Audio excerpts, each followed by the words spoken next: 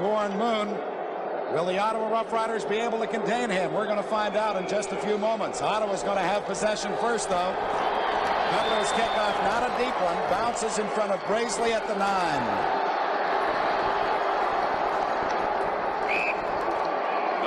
Braisley got out to about the 23 before Angelo Santucci, 23, and Tommy Towns, number 20, were there to bring him down. And the Ottawa Rough Riders are going to start at their 23-yard line on the opening offensive series of the 1981 Grey Cup. Look at the receivers, the man with the real speed, Kelvin Kirk, but one of the principal people in the game unquestionably has to be Tony Gabriel. Gabriel, the big target, second leading receiver in the Eastern Division. I'm sure that J.C. Watts will want to go to him a lot, Pat. Well, we've got a penalty on the kickoff. Offside against the Edmonton Eskimos, so Ottawa, of course, will accept the penalty and force Dave Cutler to do it again from the 40. That may be a sign that the veteran Edmonton Eskimo ball club's a little over anxious. That's an unusual penalty to start a football game out, of course, and Dave Cutler will have to kick off again.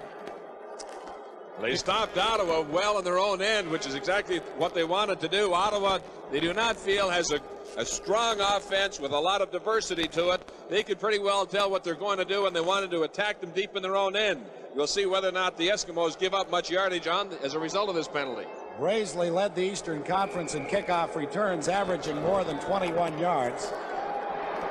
He's hit it big. This is Braisley from his 3.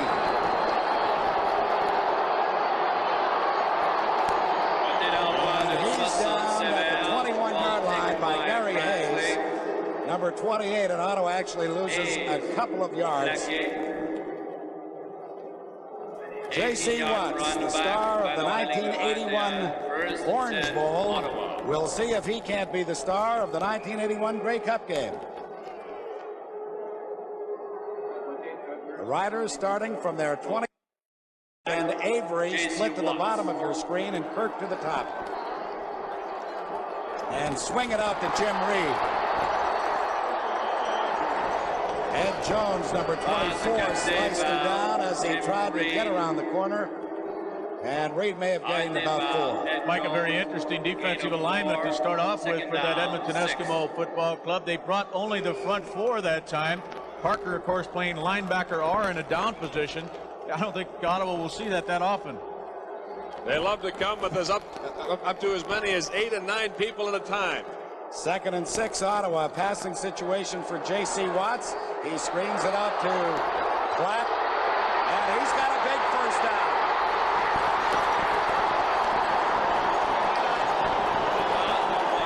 Sam Platt, with a burst of speed, gets into Edmonton territory at the 52-yard line. J.C. Watts opens up the game by going to his backs twice. A little flare, first to Reed for 5 yards, and then the screen back to the same side, expecting the big rush. Again, the Eskimos had only come with 4 people, but there was great blocking from that right side, Frank. Good job. They thought there'd be a blitz, and it wasn't, Mike. You're right. 1st and 10, Ottawa from the Edmonton 52. Watts will go down because his intended receiver, Kelvin Kirk, slipped down at the Edmonton 20-yard line. Dale Potter and James Parker, 30 and 40, make the tackle. J.C. Watts looking upfield, trying to find his receiver, but he just couldn't really get set, spot him upfield, and had to just eat the ball. I'll tell you, I'm impressed with the way Watts will do that. A lot of rookie quarterbacks will try to circle back and give up a lot of yardage, but he'll take that loss when he finds himself trapped. The loss was 3 at his 2nd and 13, Ottawa from midfield. Tony Gabriel has the first down inside the 30.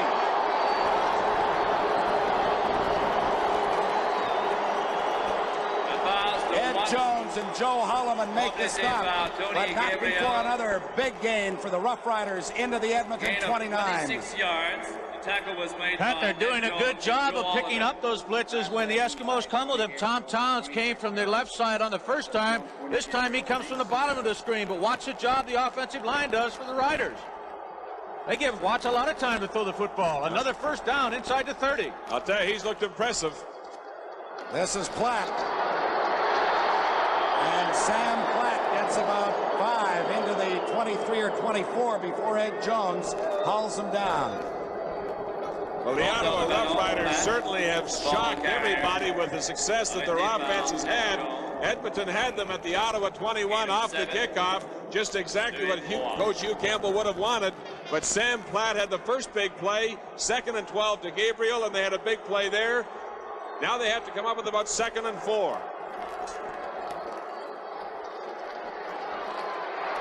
Watt in trouble. Look out. And he's not going to get away. He drops him for a loss back at the 28-yard line, and we will see Jerry Organ. He had Sam Platt as a safety valve off to the sideline, but Dan Kepley was right there. Watts was careful not to take any chances, again showing some poise rather than risking interception at this point in the field. He held on because he saw Kepley in good coverage. So the 34-yard field goal try by Jerry Organ could put Ottawa out in front. Boone just beat Pat Staub, the offensive right tackle, to the inside to put that pressure on Watt. It is good. The Ottawa Rough Riders have gone out in front of the Edmonton Eskimos 3-0, and our telecast of Grey Cup 81 will resume in just a moment. The Ottawa Rough Rider offense did its job, moved all the way from their 21 and end up with a field goal. Now let's see what Warren Moon and the Eskimos can put together. This is their first possession of the ball game.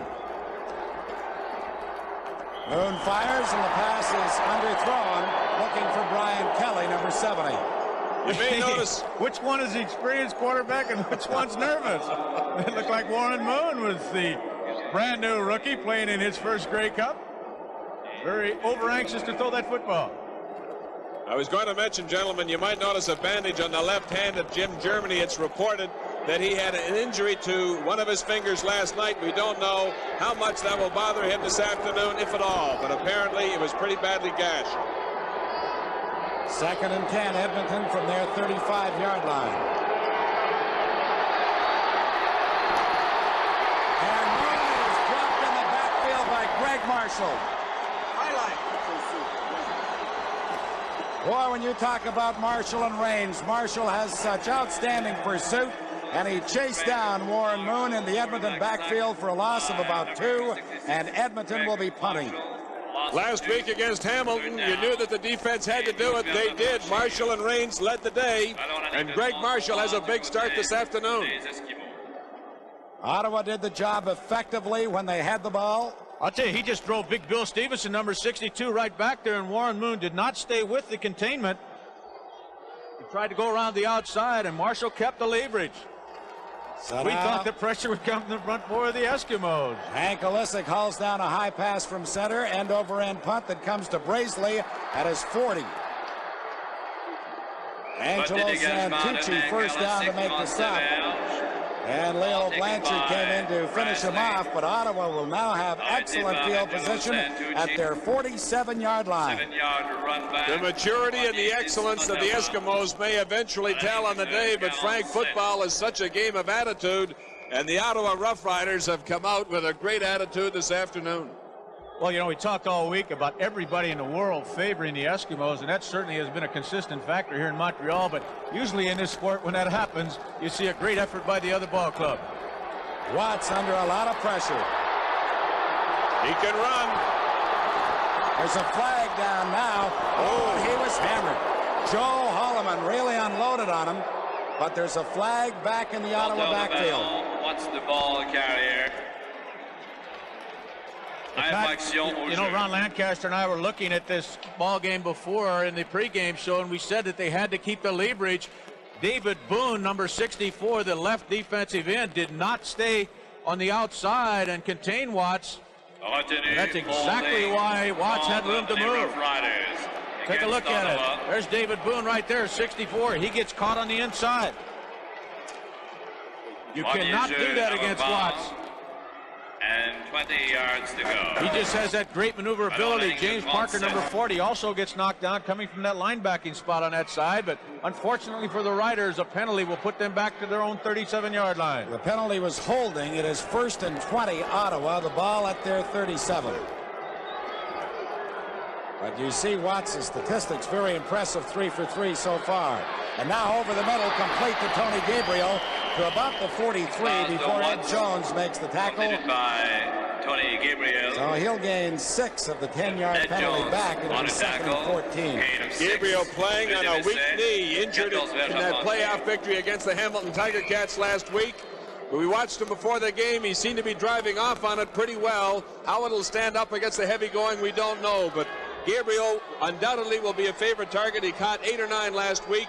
We expect he'll go there a lot again this afternoon. Pretty good example of man coverage with Jones all over him. Watts throws it to the sideline. Out of bounds, intended for Calvin Kirk. And so Jerry Organ and the punting unit will come out onto the field with 8 minutes, 21 seconds left to play in this opening quarter. And Ottawa out in front, 3-0. Gentlemen, if I can just interrupt for a moment to tell you the story on Jim Germany is he took almost the entire nail off his finger in a slight mishap, and it was so painful that they've had to freeze that finger and then bandage it. But now he doesn't feel it, however, because of the freezing. Thank you, Bill. We look at Jerry Organ's punting statistics on the season. He'll be booting it to Sincar or Fraietta.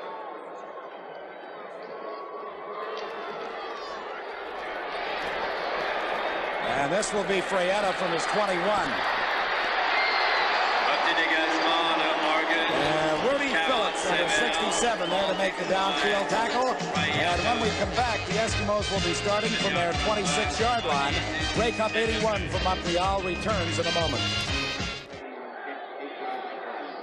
If you've just joined us, the Ottawa Rough Riders are out in front of Edmonton, 3-0. The Eskimos now starting from their 27-yard line. First down.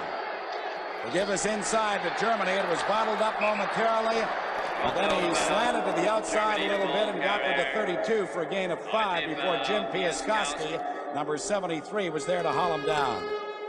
Julius Caesar Watts is the quarterback of the Ottawa Rough Riders, and this is Warren Moon. A tough Ottawa defense didn't yield anything in their first series for the Eskimos, and they haven't given up too much yet. But Germany, if they're giving the ball to him this early, must be able to control the football even with that frozen finger.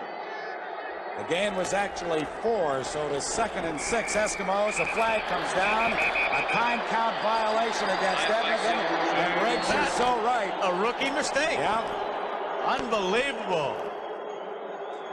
The Eskimos are a little bit uptight, and the Riders loosey-goosey with nothing to lose and a lot of pride to salvage.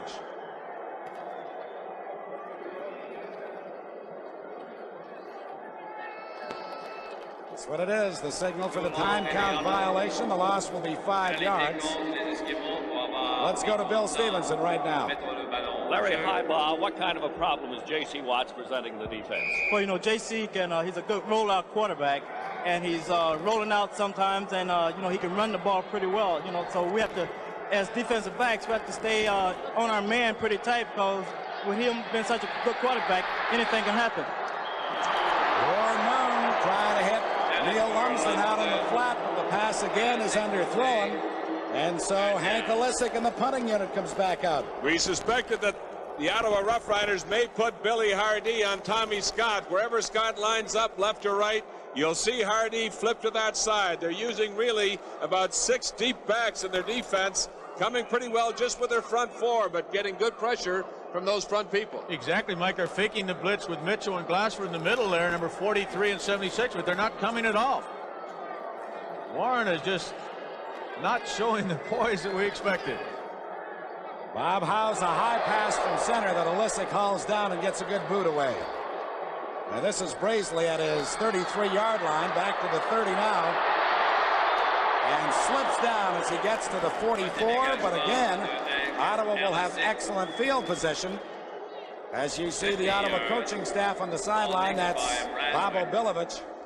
And he'll talk to his unit as the offensive alignment of the Rough Riders goes out there now. Boy, that Ottawa defense had so many problems, particularly in the secondary through the season. One of the major reasons for their 5-11 record, but Coach Bob Obilovich kept changing and improving, and they've been playing very well in this final season, the playoff season. First down, Ottawa from their 44. Watts puts it up for Pat Stokely. He's got it. The star of the Eastern Conference Final, Pat Stokely, is inside the Edmonton 20 at the 18-yard line where Gary Hayes made the saving tackle. Mike, you know what's happening? The Edmonton Eskimos are playing man-to-man defense almost every play now, and McLeod is just beaten cleanly on the play by Stokely. Pat Stokely's incredible 20 receptions, no touchdowns in the regular season, 2 touchdowns against the Hamilton Tiger Cats, and a big start here. Well, they ruled that he stepped out at the 33-yard line, so that's where Ottawa has possession with a first down. Gary Hayes was actually the defensive back beaten on the play. Not McLeod. Runs right into Este as we go to Brian Williams. Mike Raines, you said you had to get pressure on Warren Moon and get it to him early. Well, we're getting a little pressure on him right now, but I think it's going to get better as the game goes on. Moon looks nervous out there. Well, they're all nervous. I think right now we got a little more intensity than they do, and we get some more points on the board, they're going to be in big trouble. You guys still lose? We're ready. Thanks. The loss was a couple of yards. It is 2nd and 12. Ottawa at the Edmonton 34-yard line. Watts puts it up. Pratt has it and is dropped by Dan Kepley as he got to the 30-yard line. I got to show you one very effective way that they beat the blitz. You'll see the linebackers on both sides coming. That's James Parker at the top of your screen. And he just gets rid of the ball absolutely so quickly. Parker is number 40, and of course he's led this ball club in sacks. He just doesn't have time to get in there. But what a job Kepley did coming all the way from the middle to catch up to that back, clearing out to the outside. That's a great job of linebacker. He can move a little bit, can he? Boy, he's super. The field goal will come from the 37-yard line. It is good. Jerry Organ has given the Ottawa Rough Riders a 6-0 lead with 4:51 left to play in this opening quarter. Huey's concerned, understandably. He brings his club in here with a record of 14-1-1.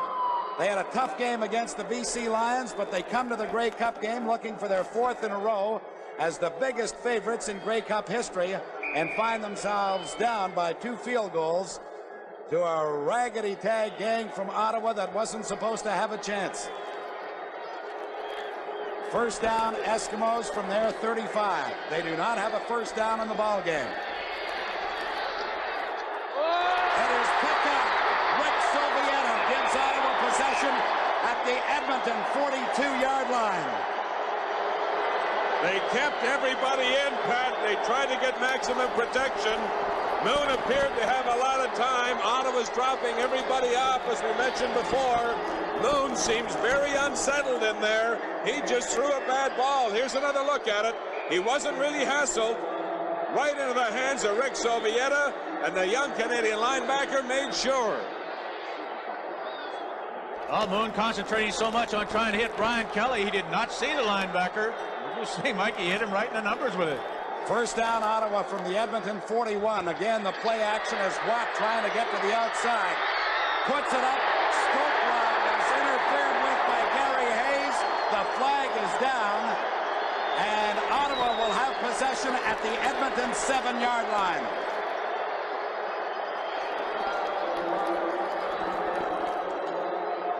The roof is caving in early on the Eskimos.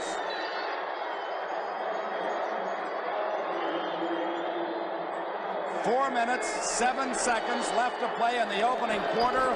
It'll be first and touchdown to go Ottawa. Matt, this is 2 major mistakes by Gary Hayes in the first quarter of this football game, but it was J.C. Watt's ability to run with that ball that he managed to avoid James Parker's rush coming from inside out. He did not deliver the football very well, but the penalty was rather obvious, well inside the 10-yard line. There's an interesting statistic. Ottawa has played Edmonton twice in Grey Cups. They won it in '60, they won it in '73. They lead this one 6-0 and will be first and touchdown to go now from the 5-yard line. I think maybe we had a talking penalty there against the Eskimos. Well, that's another sign of how disorganized they are. They're not composed. They aren't showing the professionalism that has earned them the championship caliber of play that they've displayed over the years. They're just rattled right now. Really surprising. Hayes, of course, as we mentioned, the only rookie in that defensive lineup. First down, touchdown to go Ottawa from the Edmonton 5. Watts puts it in the end zone. No touchdown. The rule, he was out of bounds. I think his foot came right down on the line, and that's the problem. You have to be inside of it. You have to get 1 foot inside, and I think it came down right on the line. But what a favorite receiver Stokwa has become for J.C. Watts. The interference call on Hayes was also intended for Stokwa. Watts comes back, tries to go to him deep. Not really a classic throw, almost end over end, but delivered absolutely. Good call by the officials. Just out of bounds. Another look at his roll action. You're going to see a lot of that. Second down, Ottawa into the end zone. Gabriel makes the catch, but was not in the end zone. He was right on the goal line. Well, I'll tell you, he must have been an inch away.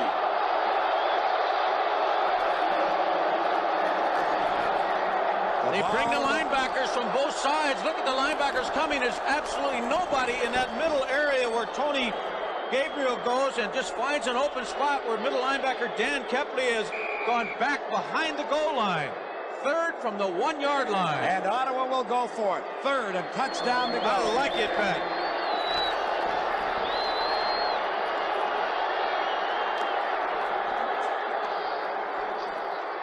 The give is to Reed. Touchdown, Ottawa.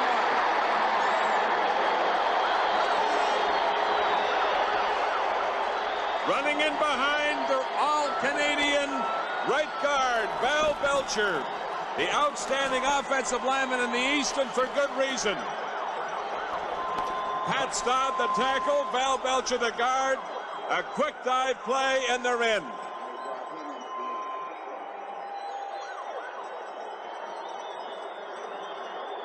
That Ottawa bench is ecstatic as Jerry Organ will try to give Ottawa a 13-0 lead.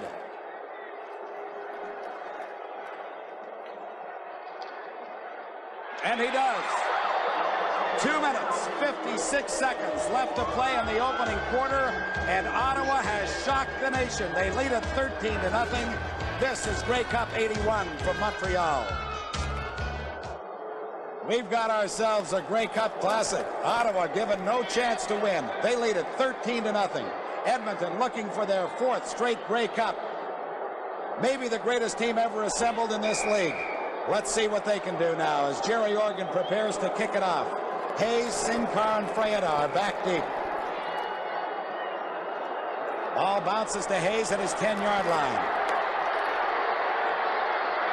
And Hayes is dropped as he crosses the 30 to about the 33 by Tim Hook. And so the Eskimos, who have not enjoyed good field position this entire ball game and are still looking for their first down, will start at their 33. An offense that averages 36 points per game has got to get on track. They're too good. They're just rattled, and I'm sure that you're going to see Warren Moon and that offensive line get together and start some offensive production. 2 minutes, 45 seconds left to play in the opening quarter. Ottawa 13, Edmonton nothing. Kelly is flanked to the left as Moon rolls that way and throws to Brian Kelly, who is forced out at about the 42.5-yard line by John Sutton, the cornerback on that side, number 27. John Sutton, Frank, is a much-traveled cornerback within the league. He's a person that had been worked on through the course of the season by Ottawa opponents, but last week Hamilton Tiger Cats tried to work there, didn't have any success. Sutton came up with a big game.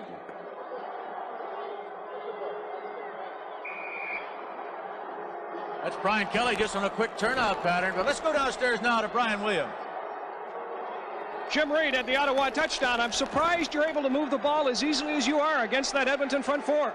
I think we're working outside, and with the ability of J.C. Watts to run the ball himself, I think Edmonton's conscious of that, and they're leaving receivers in man-to-man coverage. I think that's opened things up for us. Eskimos look a little tight to you?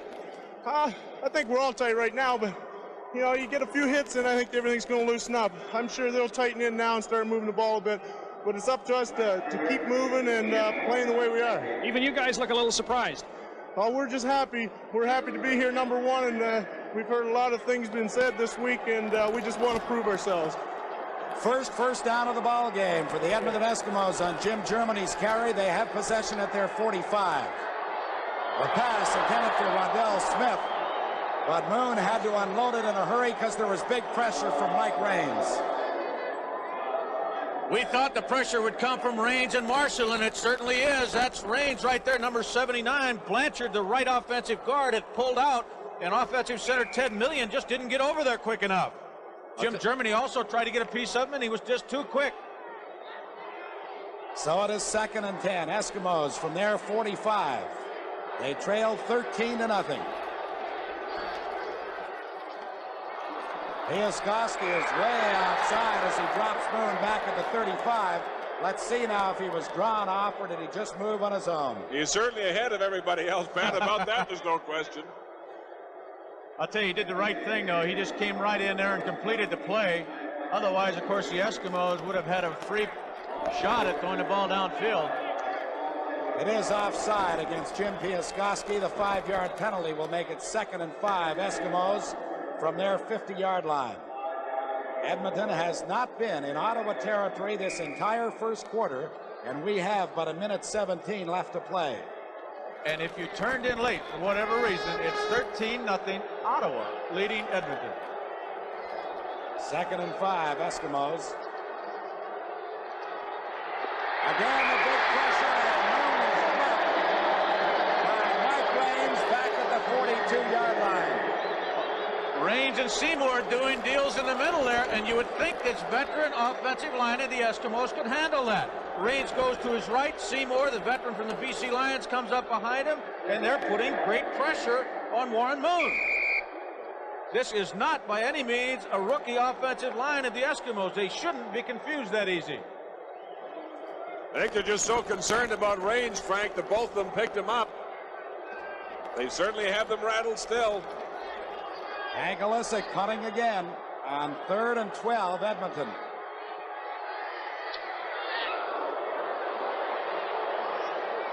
This is Kirk from his 27-yard line, back to his 20 now. And that's where he's going to be dropped at about the 19-yard line by Bill Manchuk. On Ottawa's first possession, they started at their 21 and moved all the way down for a field goal. Now they'll be starting inside their 20 at the 19-yard line. 65-yard drive for the first field goal, an interception that allowed the second one to be set up. But they've looked very sharp offensively. They look pretty sharp defensively as well. I would say. Well, that first screen to Platt, you know, they went for 33 yards, kind of set the tone of the game for them offensively. They found out they could move it. This is Platt, and he dances his way out to about the 21 before James Parker, number 40, and Tommy Towns, 20, haul him down at that point. The gain will be a couple. It'll be 2nd and 8. Ottawa's total offense. Tom Wilkinson has been pretty well relegated to a backup role now. Warren Moon has led the way offensively, but he can always come in if Moon has to get settled down, and he can be very effective still. 2nd and 8. Kirk has the reception for the first down. And Kelvin Kirk is out over the 40 to the 43-yard line as the Rough Riders have gone over the 200-yard mark for the first quarter of play. It is Ottawa 13, Edmonton nothing, and Grey Cup 81 continues after this. Correct the statistical comment that I made. Ottawa has 132 offensive yards. The Edmonton Eskimos have but 8. Believe it or not, Ottawa out in front 13-0 and moving again with possession at their own 43-yard line as we begin play here in the second quarter. Watts going deep for Jeff Avery, and Joe Holloman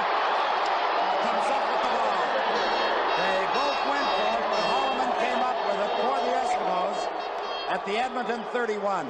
The ball was underthrown. Avery was simply trying to break up the sideline. Holloman has great speed, Frank. You're not going to beat him easily deep. He came back to the ball. Avery tried to come around to try to actually bat it away, but Holloman did a good job of screening with his body and was able to pick off an interception, a turnaround that could be very important for the Eskimos because certainly they have looked confused to this point. First down, Edmonton, the ball at the Eskimo 31. And very quickly jumping offside was Bill Stevenson, number 62. He and Mike Raines had a little tussle, and obviously it would appear that the Eskimos jumped the gun. I've got to tell you, in speaking with Mike Raines, he was a little bit concerned at some of the comments that Bill Stevenson had said to begin with. George Brancato, well, he said we don't have a chance, but he says that every game, and they end up winning the big ones most of the time. As you look at Julius Caesar Watts, what a job he's done since coming in to become the first string. It was a procedure call against Edmonton, so it is 1st and 15. Eskimos at their 26-yard line. The give is to Jim Germany, and Germany crosses the 30 to about the 32, so he'll get the penalty back and a couple more before he was dropped by Greg Marshall. Let's go to Brian Williams. Patrick, this is Sam Platt. What is Edmonton doing differently that's allowing you to move the ball so effectively? Well, they normally they bring an 8-man front, but they're not bringing an 8-man front right now. But we worked on picking up the blitzes all week, and we're doing a pretty good job right now. They're scared of JC's running as well as the passing? Well, they're scared of JC running and the streams that we worked on all week. So I'm pretty sure that if we keep this up, we'll do a pretty good job there, you know. Interception by John Glassford on a tip ball by Jim Piaskowski. You can't say anything more about this defense, Frank. It's been fantastic. Well, I'll tell you, the unusual thing is the Ottawa Rough Riders did not get a good rush. Watch Jim Piaskowski coming from that right defensive end spot. He did not get a good rush. He was stopped right at the line of scrimmage. That's Heck Partey, number 63, the left offensive tackle, but Jim does the right thing. He gets his hands up in the air and manages a tip, a badly thrown football. First down, Ottawa at the Edmonton 33. Tony Gabriel was the intended receiver. Ed Jones very nearly picked it off. J.C. Watts had some problems during the regular season with interceptions. He averaged 1 every 13 attempts. That could be as many as 2 or 3 a game. He's had one earlier and just about had a second one there. Ottawa out in front 13-0 early in the second quarter. Have 2nd and 10 from the Edmonton 33-yard line.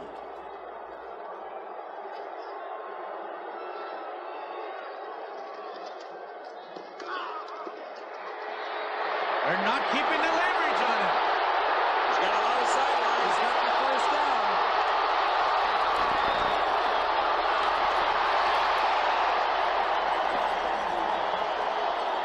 J.C. Watts inside the Eskimo 15-yard line.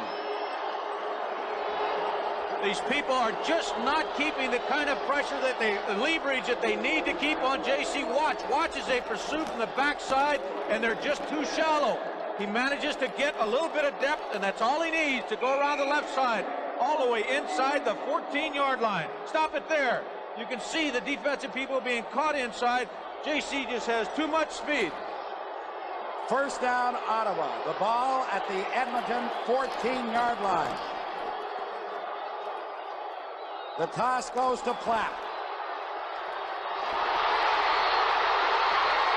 Touchdown, Ottawa.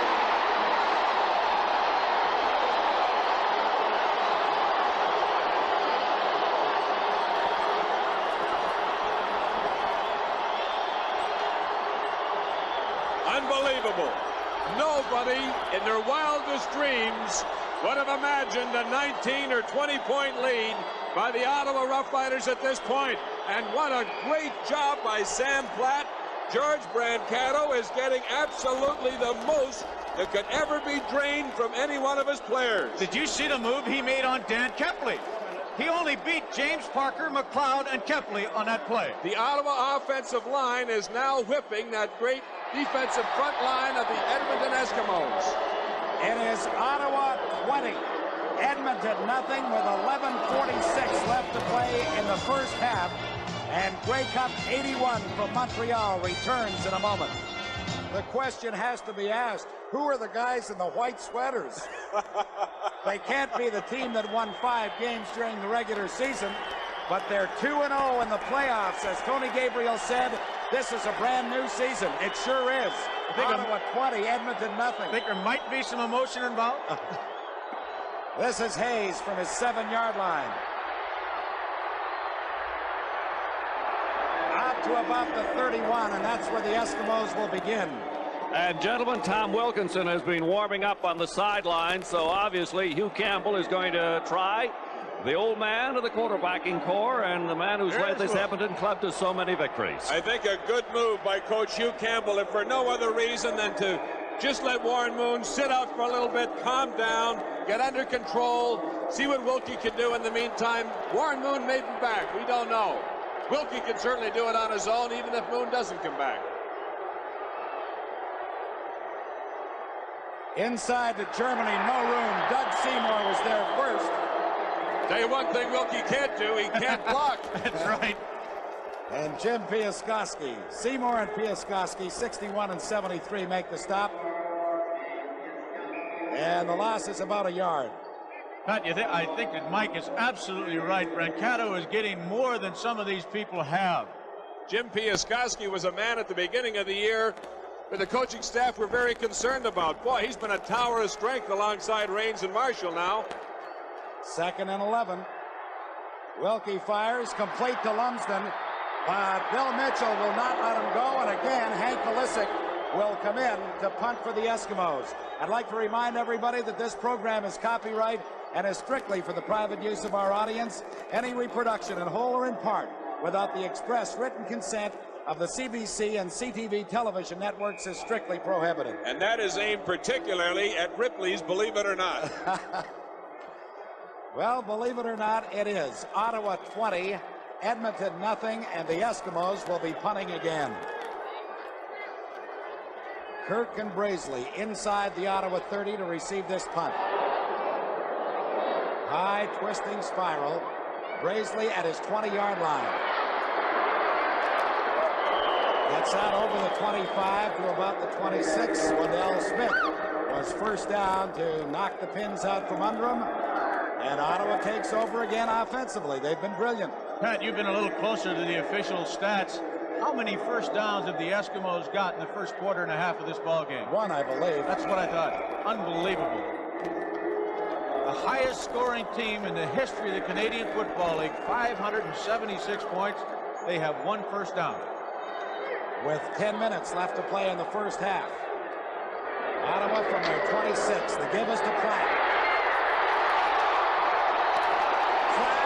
Running like a herd of elephants out to the 45-yard line. And another Ottawa first down as they continue to rip to shreds that Edmonton front line. Just a great block by Staub, the right offensive tackle, Pat Staub, number 65. He just does a job on Moon. Watch him. He's a right tackle. There is Moon. There's Boone, I should say. Moon's on the bench. What a great job he did. The 10th first down for the Riders as they start now with a screen to Reed. It's another Ottawa first down. Into the Edmonton 40-yard line. Mike McLeod again makes the tackle. The right side of that offensive line, Frank, has been outstanding. You talked about Pat Staub. On that previous running play, Belcher had shut off Dave Fennell. Those same people, Staub, Belcher, also Larry Titley, coming around that corner, doing an excellent job and paving the way for Reed. Jim Reed from Wilfrid Laurier gives you 100% every time he's on the field, and you saw it on that last run. 11 first downs for Ottawa, 1 for Edmonton. Riders with the ball at the Eskimo 40-yard line. Watt swings it out to Reed. He couldn't grab it. It was a little too low. And JC is furious with himself. He's been brilliant. I think it's pretty obvious that the Eskimos came into this ball game feeling that they could bring their front four, put enough pressure on Watts and just try and contain him inside. They have not been effective in doing that on most occasions. 2nd and 10 as you look at Watts' passing statistics, 9 out of 14 for 158 yards.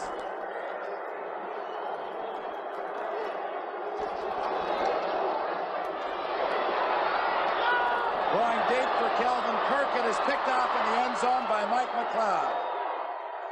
And McLeod goes down on one knee, and the Eskimos will have possession at their 10-yard line.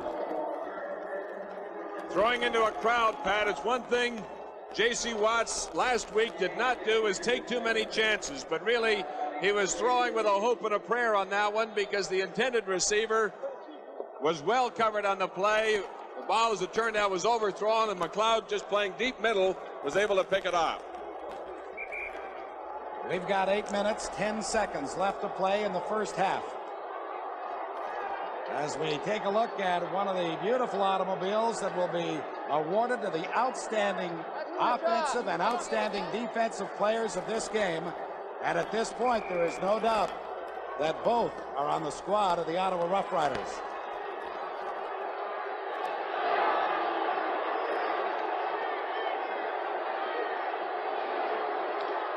Wilkie puts it up for Brian Kelly. He's made the reception and gives Edmonton a first down to the 25-yard line.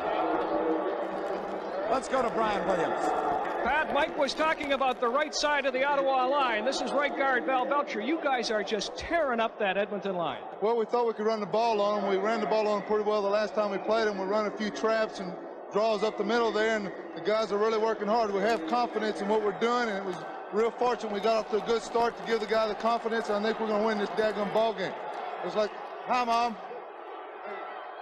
From the 24-yard line, Wilkie puts it up complete to Marco Sinkar, and he's ridden out by Larry Brune, number 30. The Eskimos now are bringing Marco Sinkar in motion to the same side as Scott, which is forcing Hardy off of single coverage on Scott, and they're just trying to stymie him in between the two slot backs when they flood that one side. The gain was about 5 yards. It'll be 2nd and 5. Eskimos the ball at their 29. One thing Wilkie is doing, though, Mike, I think you'll agree, he's being patient. He's taking what they give him, and that's a sign, of course, of a veteran quarterback.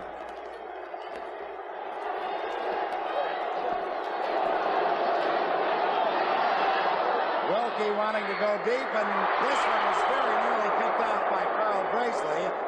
The intended receiver was Brian Kelly, but the ball was over his head. Well, just after I say that, he tries to go for the whole bundle. I'll tell you, this Ottawa defense is absolutely amazing. We've seen it now week in and week out as they've come down to the final stretch. They obviously thought they had Bracely set up for that out-and-up pattern by Kelly, but he was right there. No question about it. Well, he's not taking gas on the field. He's maybe getting a little oxygen on the bench, though. That must be Superman. Played like it today. Lissick, the hero of the ball game so far for the Eskimos, but the only thing they've been doing well. And he does it well again.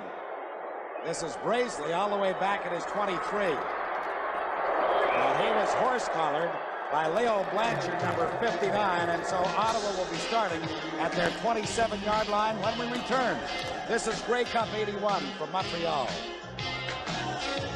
6 minutes, 46 seconds left to play in this first half.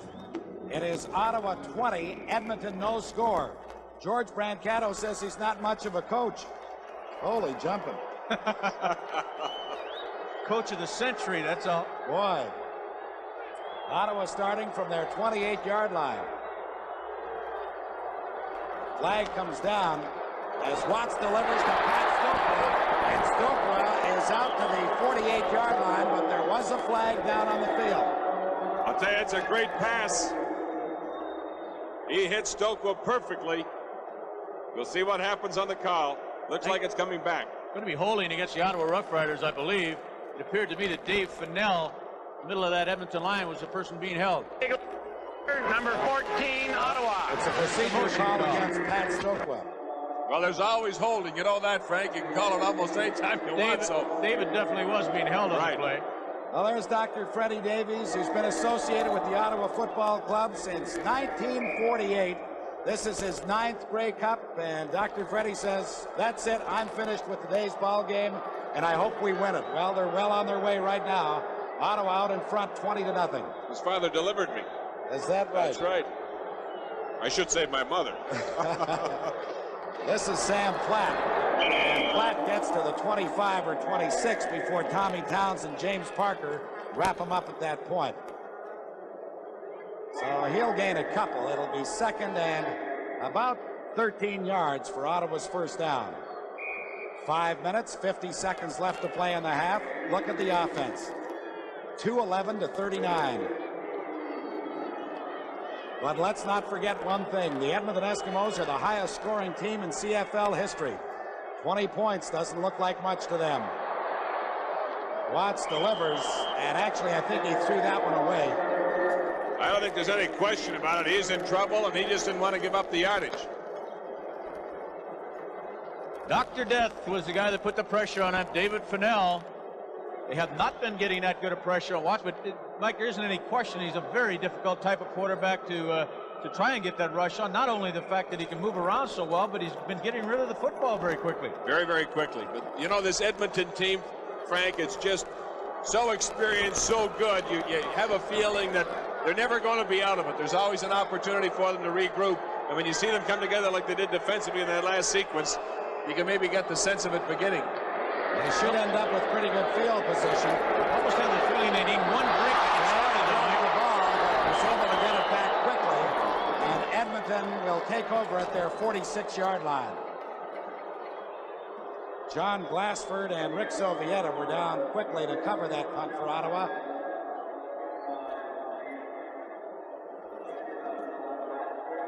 Here's another near mistake by the Edmonton Eskimos, but Emilio Fraieta was quick to get on top of it. Ronnie Harrison, our director, said that was a heads-up play. The ball hit him on the head. That's why he's in the truck and we're up here. From the 46, the Eskimos begin. Jim Germany trying to pick his way through that very tough Ottawa front four, and he gets to about the 50 for a gain of 4 yards. Seymour, Glassford, Raines, they were all there. Been a tremendous first half for the Ottawa Rough Riders. They lead it 20-0 with 4:28 left to play in this first 30 minutes. I'm sure you gentlemen both agree it's very important for the Eskimos to put something on the board before this halftime's over. And they're capable of doing it at any moment, too. Waddell Smith bobbling the ball as he stepped out of bounds. Well, I'll tell you, it's questionable whether or not he had control going out, because you saw that ball go way up in the air. I will say, though, the official had blown the whistle just as he was going out. We'll take another look, Frank. I thought he had it, Mike, and then started fumbling it once he was out of bounds. Here it is. Well, close. Close. Certainly was. Thank God we're not paid to make those calls. Exactly. They are going to be a foot or so short, and the Eskimos will be gambling with 4 minutes left in the first half. It is third and about a foot for the first down. The ball at the Ottawa 54. Warren Moon at quarterback takes it and goes straight ahead, and the Eskimos will have the first down. Braisley's been around. Carl Braisley, of course, began with the Montreal Alouettes this year, then was acquired by Ottawa and has done a big job, as all of those new recruits have.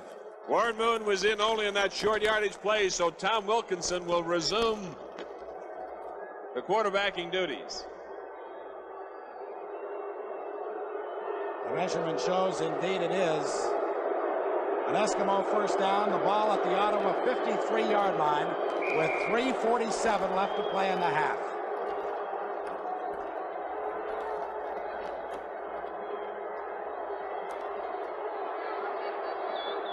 Ottawa touchdowns by Sam Platt and Jim Reed, and 2 Jerry Organ field goals. Wilkinson complete to Neil Lumsden, and Lumsden is hauled down as he gets to the Ottawa 44 by Rick Sovieta, number 75. Paddock continues to amaze that they can cover the likes of Scott, Smith, and Kelly almost every play. They're having to go to their backs now, working against the linebackers. Sovieta does a pretty good job, but Lumsden does pick up about, a good 8 yards. So make it 2nd and 2, Eskimos. The ball inside the Ottawa 45-yard line. Scott and Kelly go in motion. The give is inside to Lumsden, and he'll be very close to the first down. It's Ottawa out in front of the Eskimos 20-0. Our telecast of Grey Cup 81 resumes in a moment. Ottawa fans across the country pretty excited at the display of their Rough Riders to this point. They're out in front 20-0, and for the second time in this drive, Warren Moon has to come in and see if he can get the first down on 3rd and inches.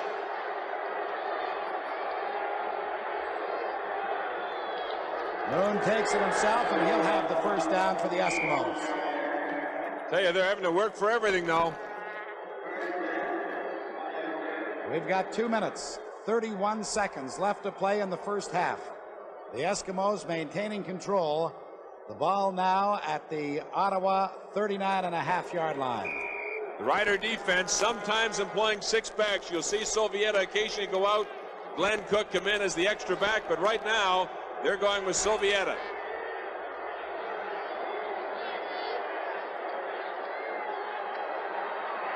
Wilkinson over the middle to Neil Lumsden. And Lumsden is into the Ottawa 26-yard line. John Glassford hauled him down at that point, but it's another Eskimo first down. Just a great job by Sinkar and Tommy Scott at clearing out that middle area. You may pick it up from this end zone camera. Just a quick roll to the right here by Wilkie, and he's definitely looking back for Neil Lumsden all the way. Well, the Rider defense is so conscious of that inside passing attack that the Eskimos are dropping off pretty quickly when they read pass. Wilkinson now is taking advantage of it. The pass is complete to Marco Sinkar at the 19-yard line, and Larry Brune hauls him down immediately. The gain will be 6 or 7. You know how important Tommy Scott has been to the Eskimo attack. Tommy Scott has been virtually non-existent in their offensive attack so far in the first half. Ottawa is taking that away. They're going to alternate things now. Wilkinson's getting them going, but they aren't doing the things that have been the hallmark of their success through the course of the season. It is 2nd and 3. Eskimos, the ball at the Ottawa 18-yard line. Inside to Jim Germany. Rick Sovieta and Jim Piaskowski wrap him up very close to the first down marker, which is just outside the 15. And they'll bring the chains out. We are down to 1 minute and 38 seconds left in this first half. Ottawa 20, Edmonton 0. And I don't know that I've ever seen Jim Piaskowski play better. He's been really tough, giving Hector Poitier a rough go for these first 2 quarters, and he kept them short by close to a yard. Mike, I think you can almost echo that about the whole front 4 of the Ottawa Rough Riders. They've done an excellent job. In fact, I'd say they have a little over a yard to go. Boy, this could be the biggest play of their year right here if they could stop them. Cutler has come out. Well, they brought Cutler in, a very conservative move by the Eskimos. And I'll tell you, a big play by Piaskowski to force them into it. The field goal will come from the 23.5-yard line if indeed they go through with it.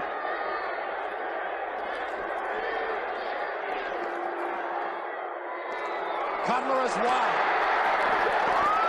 Dave Cutler is wide for 23.5 yards. And so Ottawa gives up but a single point with 1 minute and 14 seconds left to play in the half. It is now Ottawa 20, Edmonton 1. And you think that is going to pump up that Rider club, Frank? A big defensive play by Piaskowski stops the drive, forces them to try to get on the scoreboard with at least 3, because Huey Campbell felt they had to get something out of this half, and they only came up with 1. The Eskimos almost look like they're laying back waiting for a break to go their way before trying to pour it on. They certainly haven't been able to so far. Ottawa starts from their 35-yard line.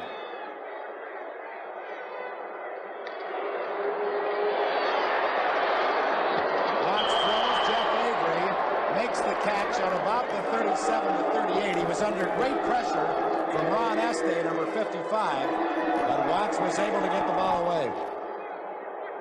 This is Ron Este coming from the middle of that defensive line of the Edmonton Eskimos, and there are not many quarterbacks in any league that could have avoided this rush. I'll tell you, Este can move. I'll tell you, I'm surprised he's even throwing, Frank, to be quite honest with you, with a minute left in the first half and the lead they have. I know it's how they put the points on the boards, but right now I think you'd want to preserve that 19-point lead. Gives to Sam Platt, and Platt dives across the 40 to about the 41 before Dan Kepley makes the hit. Tom Wilkinson, who came on in the second quarter to quarterback the Eskimos, has his warm-up jacket on, but I expect we'll see him now as Jerry Organ will be punting for the Rough Riders with 48 seconds showing on the clock. Eskimos look like they're going to come on this punt. Let's watch and see if they do. Organ gets it away and angles it toward Marco Sincar at the 30. And Sincar is dropped by Ian Ward as he gets to the 35. So there are 38 seconds left to play in the first half. To show you how everything's been going wrong with the Edmonton Eskimos, that injury you alluded to earlier of Jim Germany, where he tore the nail off his finger, occurred yesterday when their team bus got stuck in the snow. They had to push it up a hill in the small snowstorm we had in Montreal yesterday. When he went to get back in the bus, the driver didn't realize he was there, and he closed the door on his finger. And Jim's having a little trouble with that finger now. The Ottawa defense has closed the door on the Eskimo offense to this point. Wilkinson throws, and it's complete. Neil Lumsden to about the 48-yard line. John Glassford hammered him immediately. It is short of the first down. The Eskimos will not huddle with 33 seconds showing on the clock. Pat, all of a sudden, Neil Lumsden has become the primary receiver for the Eskimos. That shows you how good a job Ottawa's doing downfield. Pass is complete to Brian Kelly for the first down to the Eskimo 50, and he steps out of bounds immediately to stop the clock with 28 seconds left to play in the half. And also, Frank, as you know, the Eskimos like to go to Germany a lot out of the backfield. They probably are not as inclined to do so because of that frozen finger. So again, they'll be using Lumsden more and more. First down, Edmonton. The ball at the Eskimo 50. Wilkinson throws. Waddell Smith tried to make a diving catch, could not do so. And that took just 4 seconds. 24 seconds left to play in the first half. Wilkie's throwing the kind of patterns right now where it's impossible to get a rush on him. He's delivering that ball within 2.5 to 3 seconds. He's got a long ways to go, though, Frank, in just 24 seconds with those 6- and 7-yard outs. Exactly. If I was Ottawa, I'd let him have them all day. Or certainly for the next 24 seconds. Good point. That can be all day sometimes. Pass is complete to Sincar, and a fine open field tackle by John Sutton as he cut the legs out from under him. Boy, you don't see too many Rider mistakes in this first half, do you? Every time they come up and they take a shot, it works. John Sutton lunged for that tackle. Had he missed, it could have been a big gainer, but it worked. And the gain was 7 yards, so on 3rd and 3 and 19 seconds showing on the clock, Angelo Santucci comes in, Jim Germany goes out, and the Eskimos are going to huddle up. Patrick, prior to the game, several Rough Rider players told me if they went into the dressing room trailing by 10 points or less, they'd be happy. This is beyond their wildest expectations. This will be the final play of the half, and Wilkie's gone deep for it. It is knocked away by Carl Graisley. It was intended for Waddell Smith, but the Ottawa Rough Riders, to a standing ovation, leave the field of play with a 20-1 halftime lead. Jerry Organ awaiting the signal to get this second half underway. And Ron, you don't suppose that George would have enough nerve to onside kick him in the second half, do you? No, I don't think so. Right now you got things going your way. Let's not upset the tempo of the game. Let it go. They're playing it too well to, take any chances right now. There it goes deep. Emilio Fraietta starting out from his own 20-yard line, hit right at the 28-yard line. Jim Reed was downfield, a punishing tackle on Emilio Fraietta. Jim Reed with a touchdown this afternoon, and on those special teams, a big hit for Ottawa. no doubt there. He came down the field. Frietta tried to cut around him, and he really stuck him with that shoulder pad right there, put him on his back, and this is the kind of things Ottawa need right now to keep that momentum, because each half's a new game. 1st and 10 for Edmonton. An injured Edmonton player, and Warren Moon is out there to start the second half at quarterback. It appears as though Frietta was shaken up on that hit by Jim Reed. Those kind of hits can shake you up. They'll take some starch out of you, and that's an indication right now that Ottawa's going to be ready to play the second half also. They're higher than kites out there.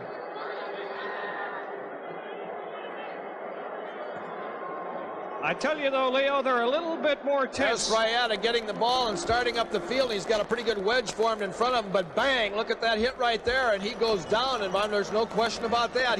His momentum was stopped, and he ended up on his back. That was a solid hit. Siskiyous Junior College in Weed, California. The school that produced Emilio Frietta as far as his football talents are concerned. He is a native of Edmonton. Warren Moon with just one completion through the first half. Moon runs with the ball exceptionally well, but not when John Glassford is there to stop him. There's a great open field tackle by Glassford, and Moon, as we've seen so often all year, went up to Glassford and made that spin that usually allows him to avoid those tacklers, but Glassford just stayed with a nice wide base defensively, made the hit and stayed with it. He sent his receivers deep downfield, running to sidelines, but he got outside of containment, but he pulled the ball down, and it was a good idea that he did. And there's Hugh Campbell. He's got to be worried about what's going on out here. He needs a first down right now. 2nd and 10 from the 28. Moon throwing deep. It's picked off by Billy Hardy. It was intended for Kelly, and Billy Hardy is going to get a good return. He is back to the 49 of the Edmonton Eskimos. Billy Hardy, a defensive back acquired by Ottawa late in the season from Toronto, with an interception to start this second half and give more momentum to Ottawa. Great position right there by Hardy on the inside, Sutton on the outside. Hardy gets the ball, comes right back up the field now, and is hit pretty hard here, but he didn't feel that one at all, because that's a big interception to turn around this second half already. He threw that ball into double coverage.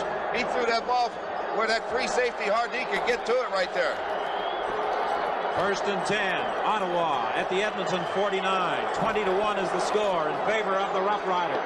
Setting up the screen to Sam Platt. He has to go back in the middle. He is hit by Kepley and driven back to the midfield stripe. There'll be a loss in the play depending on where the officials mark the ball, and that is why Dan Kepley has been a 3-time Shenley Award winner. He took a great hit by Kepley on this play, but he had great balance, and he kept his balance, and he would have got away from this had not Tom Towns, I believe, made the tackle when he came back. In 77, 79, and again in 80, Kepley has been chosen the country's outstanding defensive player. This time the Edmonton defense reacts very well, dropping the Ottawa Rough Rider ball carrier were Ron Este and Tom Towns. Sam Platt driven back to his own 50-yard line. It will now be, well, they mark at the 49-yard line. It will be 3rd and a whole bunch for the Ottawa Rough Riders. It's a cool day at Olympic Stadium in Montreal, but that does not deter George Brancato from heading to the ice bucket. I'll tell you one thing, the way they're hitting this first part of this second half, there's not going to be any flags down there for unnecessary kindness. Emilio Frietta and Marco Sincar to receive the 3rd down punt by Jerry Organ. He hangs it high. It's taken by Emilio Frietta. He's going back towards his own goal line. He'll lose on that attempted return. He's dropped back at the 7-yard line. 20-1 is the score in favor of Ottawa, and Grey Cup 81 from Montreal returns in a moment. Well, wherever you're looking in this afternoon on either the CBC or CTV television network, we hope you're enjoying Grey Cup coverage from Olympic Stadium in Montreal. Completion to Kelly, first down. He goes out at the 25-yard line. John Sutton was the man who ran him out of bounds. Hugh Campbell attempting to do something no other coach before him has done, win 4 consecutive Grey Cups. No, Don, it's critical that they get out of this end of the end zone right now. rolls out here, and he throws the ball extremely well. Sutton came up late on the thing, but it was a well-coordinated, well-orchestrated pass here to Kelly. Got the first down. They've got to get out of this end and improve their field position in order to get some points on the board quickly in this third half, or their third quarter, I should say. From the 24-yard line, complete to Neil Lumsden. He is stopped at the 32 by William Mitchell, the linebacker. That Ottawa defense just sits deep. They forced Moon to throw that ball underneath the Lumsden, and that's what Moon hadn't done in the first half and early in that interception earlier in the quarter. He wants to go deep too fast. Wilkie came in the second quarter, and he moved the ball by taking advantage of what they gave him. This is what Moon has to do. That defense is coming hard around that front four. There's a lot of stunning in the middle there between Seymour and Raines. But those defensive ends are coming like gangbusters. 2nd and 2 from the 32. Moon runs for the first down. He is across the 35. I believe they'll mark it just across the 35. He was then driven back by William Mitchell, but it will be an Edmonton first down with 11:10. The time left to play in quarter 3. He's got a lot of time to throw. He steps up in the pocket. He's got an opening in front of him. He gets the first down, and then he just gets raced for the hit, but he does make the first down, and that's something that they've got to put together, 3 or 4 of those. Warren Moon's not into the game yet. He hasn't had anything go his way, and the longer it takes, the harder it is. As long as they can keep him from getting to the outside, they're going to be safe. They'll give him those 6- and 7-yard gains. Quickly over the middle, Jim Germany, and he'll get another Edmonton first down. That was a question right there of being uncovered coming out there. Moon, as smart as he is, as we talked about before the show, just dropped right straight back quickly, saw him uncovered, and gave him the ball immediately right there. John Glassford was rushing back to cover Scott coming to the inside, and Germany just slipped right underneath him, and Moon dumped him the ball. They'll nickel and dime you to death if you give them those uncovered receivers like that. And then when you move out there and stop those receivers, watch Lumsden and Germany coming on the inside. At the 51, it's 1st and 10, Edmonton. Santucci in there for Germany. Tommy Scott, the intended receiver. It will be 2nd and 10. Germany went to the sidelines. He had some equipment problems, but he is going to go back in. And undoubtedly, he is bringing in instructions from head coach Hugh Campbell as Santucci goes back to the bench. Moon got outside, but he got tremendous pressure that time from the Ottawa defensive line, mainly Piaskowski, and he threw the ball not a good throw. Scott couldn't get near that one. Well, they are really well prepared for this ball game, emotionally, mentally, physically, and as far as their game plan is concerned. 9:53, the time remaining in the third quarter, 20-1. Ottawa leads at 2nd and 10. Edmonton from the 51. Incomplete. Good defensive play by Hardy. The pass intended for Tommy Scott. He broke well on the ball. Scott hooked. The ball was thrown low, and Scott does so often, goes down to make the catch. But Hardy broke real fast on it, and he came right over the top, knocked it down. That was an interesting comment by Billy Hardy. 50 games in a Toronto uniform. He said, I usually head at home at the conclusion of the season. 6 games with Ottawa, and here I am in a Grey Cup. Well, he finally found out what this league's all about, Don. 3rd down, Edmonton. Alisic back at his own 35. Carl Braisley retreats to his 9. Braisley finds some room up the sidelines and runs it out to the 27-yard line. Good block down there by Sovieta. He's always in the middle of those kicking teams. Probably the best special team man in the East as far as I'm concerned. He and Kirk both. Now Kirk is more the ball carrier on the special teams, but as far as the tackler and getting down there and doing the job is concerned, Sovieta's done a tremendous job. A 50-yard kick and an 18-yard return. 1st and 10, Ottawa. The Rough Riders at their own 27. 9:12, the time left to play in the third quarter. Ottawa leads 20-1. Tony Gabriel makes the reception, but there is a penalty flag. Tom Towns brought down the veteran tight end. However, there is a penalty flag on the play. It was thrown in the Ottawa backfield, usually an indication of offensive holding. Well, there have been all sorts of rumors about George Brancato and what the future may hold for him. I think if he's successful today, he could probably write his own ticket. Edmonton played his own defense. Gabriel just went underneath it. Watt just dumped the ball in a hurry to the open man. And if he can get rid of the ball like that, Gabriel's always going to gain yards for you. Yeah, that sore leg certainly has impeded his second effort, Ron. No, he's going to have that for you. You know that. Penalty, however, wipes out the gain at first and 20. Watt's in some trouble, throwing deep. Well, did they make an interception or not? The official was standing right there, the Edmonton coaching staff and players right there as well. However, they rule an incomplete pass. He apparently trapped it over on the far side of the field. And that's a break for the Ottawa Rough Riders. I think Watts was just really in trouble this time, and at the last moment, I think he tried to waste this pass because he didn't have that much on it, and it was kind of dangerously thrown. I think he was trying to throw it out of bounds, but they got over there and almost made the interception on the thing. Galvin Kirk was the intended receiver. Joe Holloman the defender. Second and 20. And the Ottawa Rough Riders will be forced to kick it away. Do I detect perhaps just a change in momentum in this game here? Not yet. I don't think so. Edmonton's only put together those 2 first downs. I don't think there's any change yet. Edmonton's got to get something going for them to change the momentum, and right now they haven't done that. Well, the one thing that has been established here, Ron, in the exchange is that Alisic has won as far as the punting is concerned, because Ottawa now is going to be kicking from almost in their end zone. So they're giving up some field position here, which is always very important early in the third quarter. The Eskimos will have good field position here. This is the time. They sure will. Oregon standing at his own 2-yard line. They're coming after it. Marietta fields it at the 50. And they will have excellent field position at the 40-yard line of the Ottawa Rough Riders. This is Grey Cup 81 from Olympic Stadium in Montreal.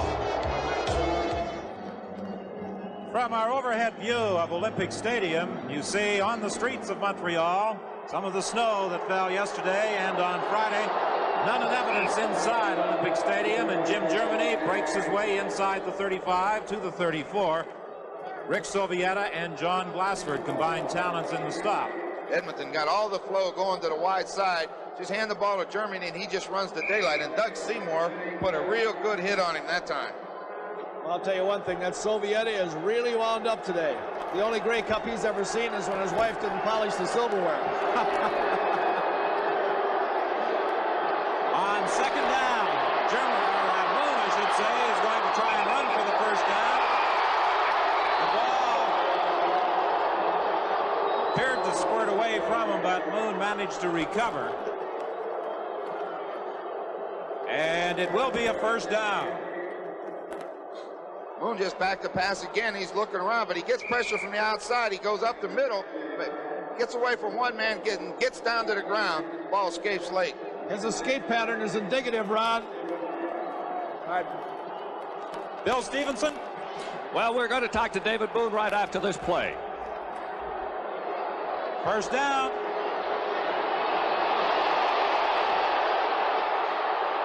Moon chased by Glassford and taken out of bounds. That was a great open field tackle right there.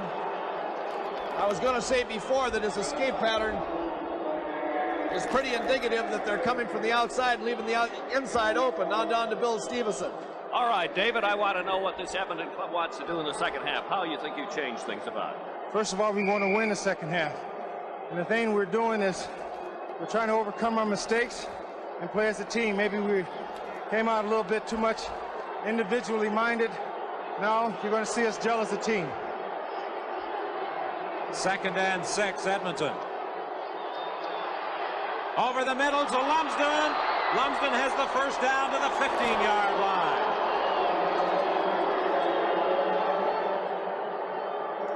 He used his head this time. He just rolled back a little bit, let those linebackers get deep, then Lumsden slips out underneath it.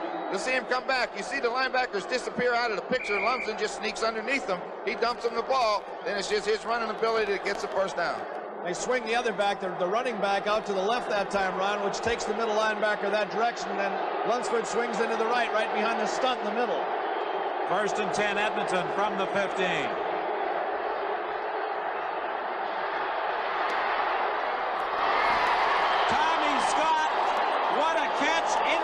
the 5-yard line. Just a great catch right there. Moon maybe shouldn't even have thrown the ball. He started to throw, he held it up, and then at the last second he let it go. You'll watch him, he'll pump it. He gets ready, he can't find it, and then he just throws it at the last second. Scott goes high, takes a great hit right there, but he hangs on to the ball. And Ronnie, how many times have I heard you say that Kelly catches the big catches, but Scott catches the important ones? That's another one right there, boy. Well, he could have dropped that very easily. He finds the hole right there, and he's working to get himself to an open area. He gets a hit by Sutton, but they're in the goal line area. Back to the live action, 1st and goal. Germany fighting for the goal line. He's stopped about a yard short by Greg Marshall, the defensive end. I think Germany was complaining a little bit about somebody had a hold of his nose guard, giving him a little twist that time too. I saw it from here, but the referees didn't see it. You saw it from here? Absolutely, I got the good eyes. When you run down in that area, they grab anything. 4:24 is the time remaining in the 3rd quarter. 20-1. The Ottawa Rough Riders lead. And this is the goal line view of the 2nd and 1 situation confronting the Edmonton Eskimos.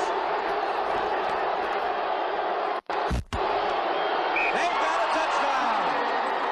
Jim Germany diving into the end zone as the Edmonton Eskimos score their first touchdown of Grey Cup 81. Nothing fancy about that. They sent those backs out of there in motion. They just lead that lead back, and Germany just takes off from about the 2, and it's going to be very hard to keep a man out when he gets all that weight and momentum going forward. And it's nice to have that 235-pound Lumsden going in there in front of you. We'll watch it here again.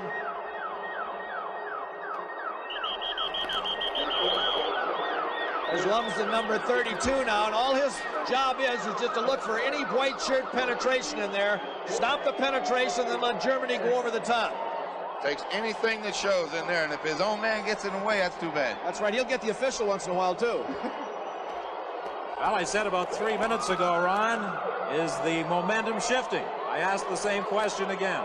That hurts you a little bit. When you're playing on a lot of emotion, and you've got to give the field position up, and they put it in the end zone, you've got to come back now. And if they don't come back after this kickoff with a couple big plays, yeah, the momentum is definitely shifted.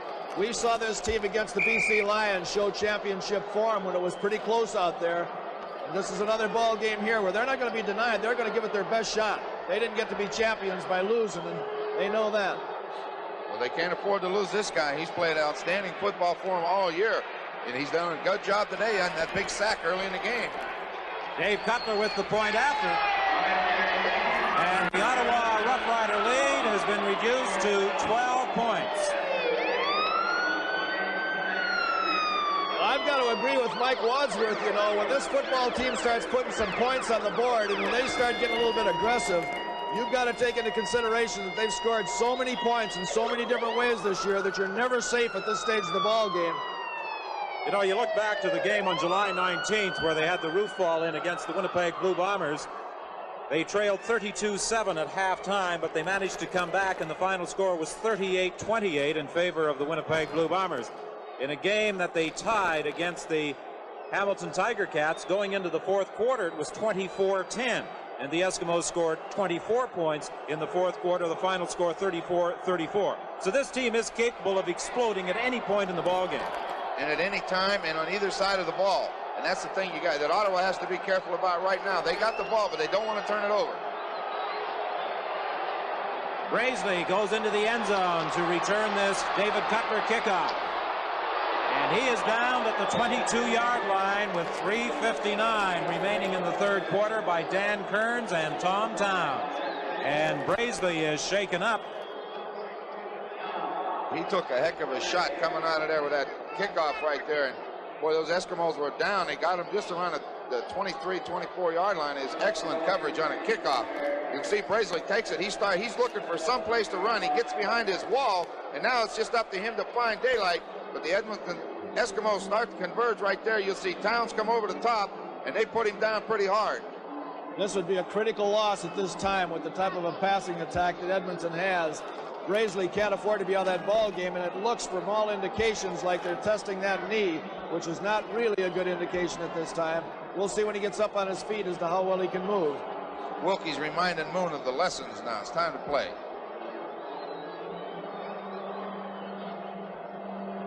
You know, what Wilkie's saying to Moon. He's saying, that car out there, he said, if you don't do a good job, what I'm going to do is I'm just going to win it away from you. So.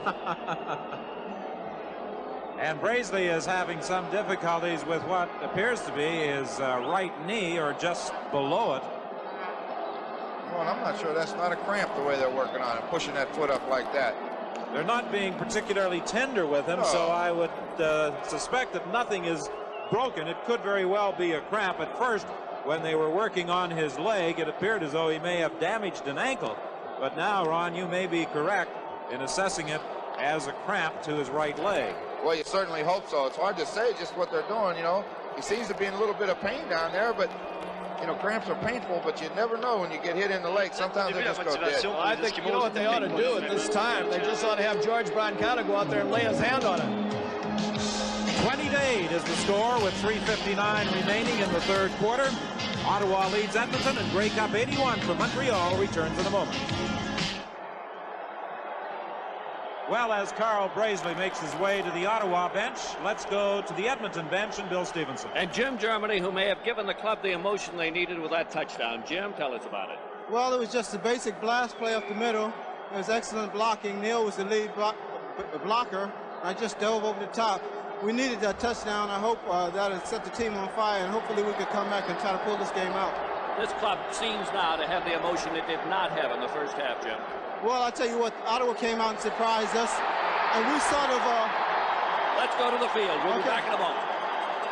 Well, if Jim Germany's touchdown was to provide inspiration, Ron Este responded.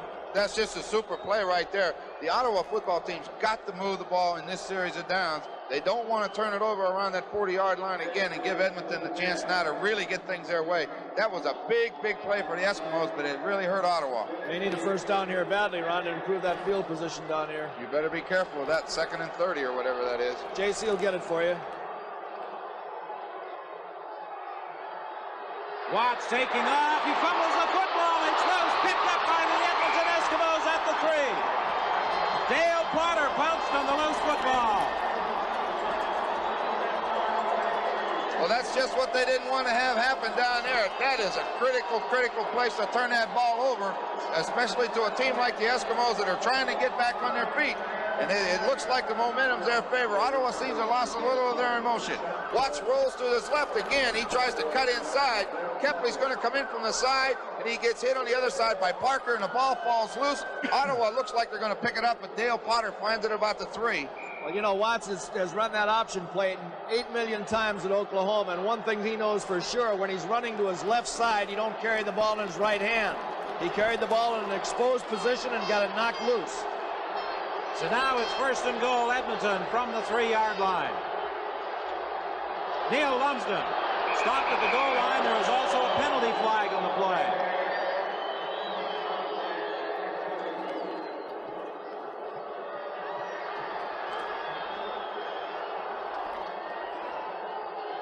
It would appear that an illegal procedure call will be assessed against the Edmonton Eskimos. Well, I can see something like that happening out there if it's against Edmonton out on the flanks, if they're throwing the ball, and it might have been a pick play or something. But I don't see any advisability in doing something like that out there away from the play.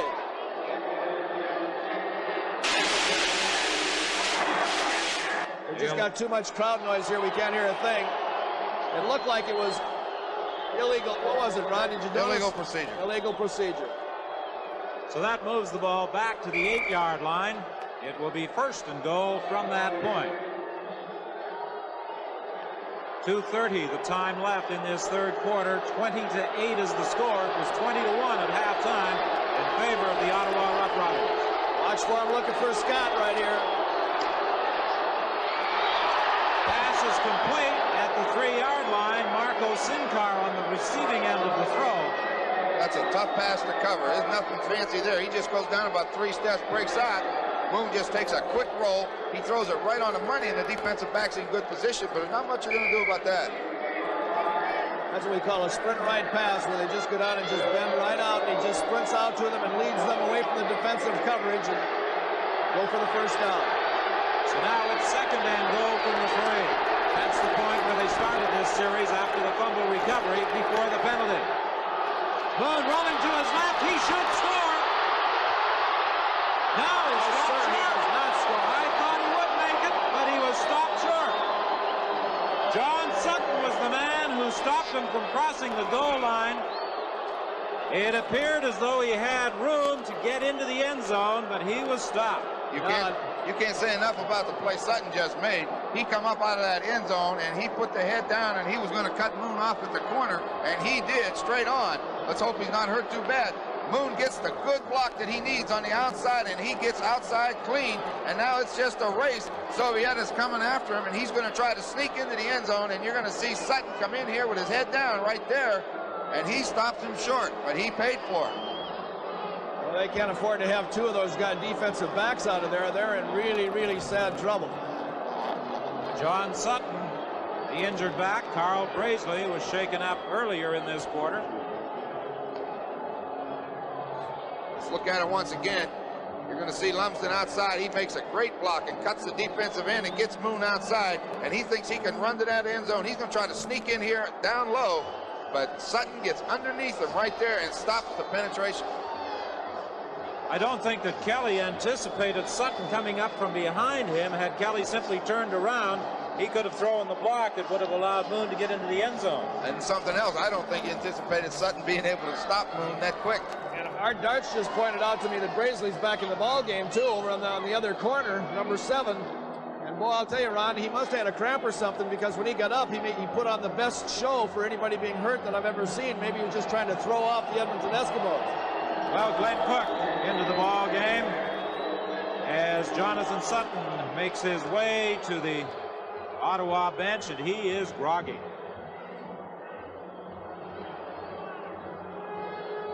It will be 3rd and goal from the 1-yard line.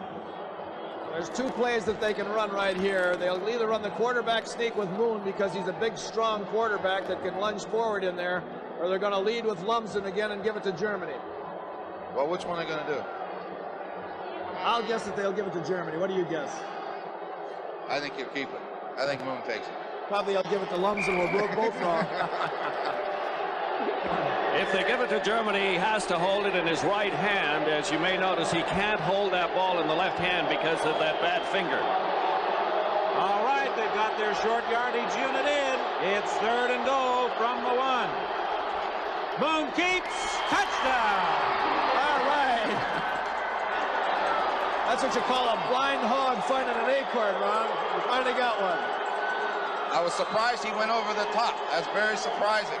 You know, usually a guy as big as strong as Moon, he'll get that head down and just get those legs driving forward, and over 200 pounds, he's going to drive in. But he takes like one step, he looks, doesn't like what he sees, and he leaves his feet, which is, you know, not the best thing to do, because they can hit you and stop you easy, but he gets in. Yeah, he sent the backs opposite to take the middle linebacker with them. He sent both Lumsden and Germany to the right, and then he took it to the left. The point after by Dave Cutler. And it's now 20-15, and we have a new ball game at Olympic Stadium in Montreal in Grey Cup 81. 1:06 the time left to play in the 3rd quarter. 20-15, a 5-point difference, and we still have 16 minutes and 6 seconds to play. Now, even at halftime, the general conversation in the press box here at Olympic Stadium, nobody was conceding victory to the Ottawa Rough Riders, even though they led by 19. Well, you always have to look at it this way. If you can score 20 points in one half, the other team can score 20 in the second. And, you know, especially if their name's Edmonton. Well, you got to come out in that 3rd quarter. It's like a new ball game, and you have to establish yourself all over again. And, boy, it's hard to do. And the Eskimos finally seem to be coming alive and playing the ball that people think they are and know they can play. You know, for Edmonton, they can earn it the hard way, but when they get one the easy way like that, boy, it just builds them that much stronger and harder. There's Lumsden on the sidelines right there. He's been a great asset to them on those short yardage situations and been sustaining when they really had to keep the ball. Brazeley, who was shaken up and appeared to have a cramp earlier on the return.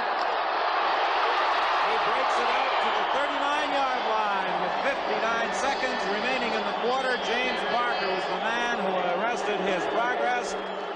It will be 1st and 10 Ottawa, and right now I'd suggest that the Ottawa Rough Riders have to try and get something going. Hey, they needed that kickoff return badly, and to get that ball in that position, he came up there real good and just read that thing on the inside, and regardless of getting hit that time and getting his knee hurt badly, it looked like it was hurt badly, he still come up there with a lot of determination again, and that's how you got to return those kickoffs. 1st and 10. J.C. Watts for Tony Gabriel. And if the Ottawa Rough Riders required a big play, Gabriel provided it right there. That's an excellent play by Gabriel. Stokwa cleared out the area, and Gabriel come from the right side across your picture underneath, and he gets a couple steps on the secondary into the open area. He catches the ball and turns that thing upfield. And Ed Jones has to come a long way to make that tackle because Ed Jones is on the other side of the field. Yeah, I think Gabriel would have made a little bit more yardage on that, too. He's carrying that leg a little bit. 1st and 10 from the 43. Throwing it up there for Stokwa. It's picked off by Larry Highbaugh. Larry Highbaugh intercepting J.C. Watts back at the 21-yard line. This is what Highbaugh does the best. That was not his man that was going to catch the football. Larry's dropping back, and he's reading the quarterback, and the quarterback just lofts it, tries to get it to the inside man, and he comes from outside from his corner position, and with a great jumping ability that he has, he makes the interception. Man, I can see them throwing that pass when they're down inside the 20-yard line, and they know that they're in man-for-man coverage, but why the hell would he throw that ball up in his zone like that? Oh, I think he thought he had man-to-man coverage. I think it's just a great play by Highbaugh there. As the seconds tick down, this could be the final play of the third quarter. Swinging it out to Lumsden. First down and more for the Edmonton Eskimos out to the 38-yard line. Glassford and Sovieta make the tackle on the final play of the third quarter. And at the end of 45 minutes, the score is Ottawa 20 and Edmonton 15. Grey Cup 81 continues after this. The first play of the fourth quarter. Moon throwing deep for Waddell Smith, incomplete.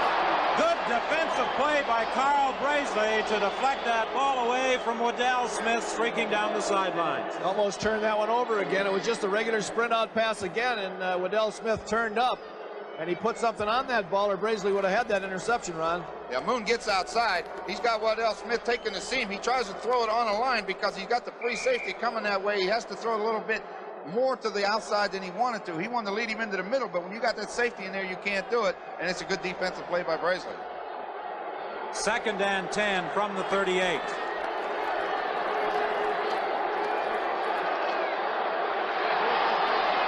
Incomplete, and the Edmonton Eskimos will be forced to kick it away, and let's now go down to Bill Stevenson.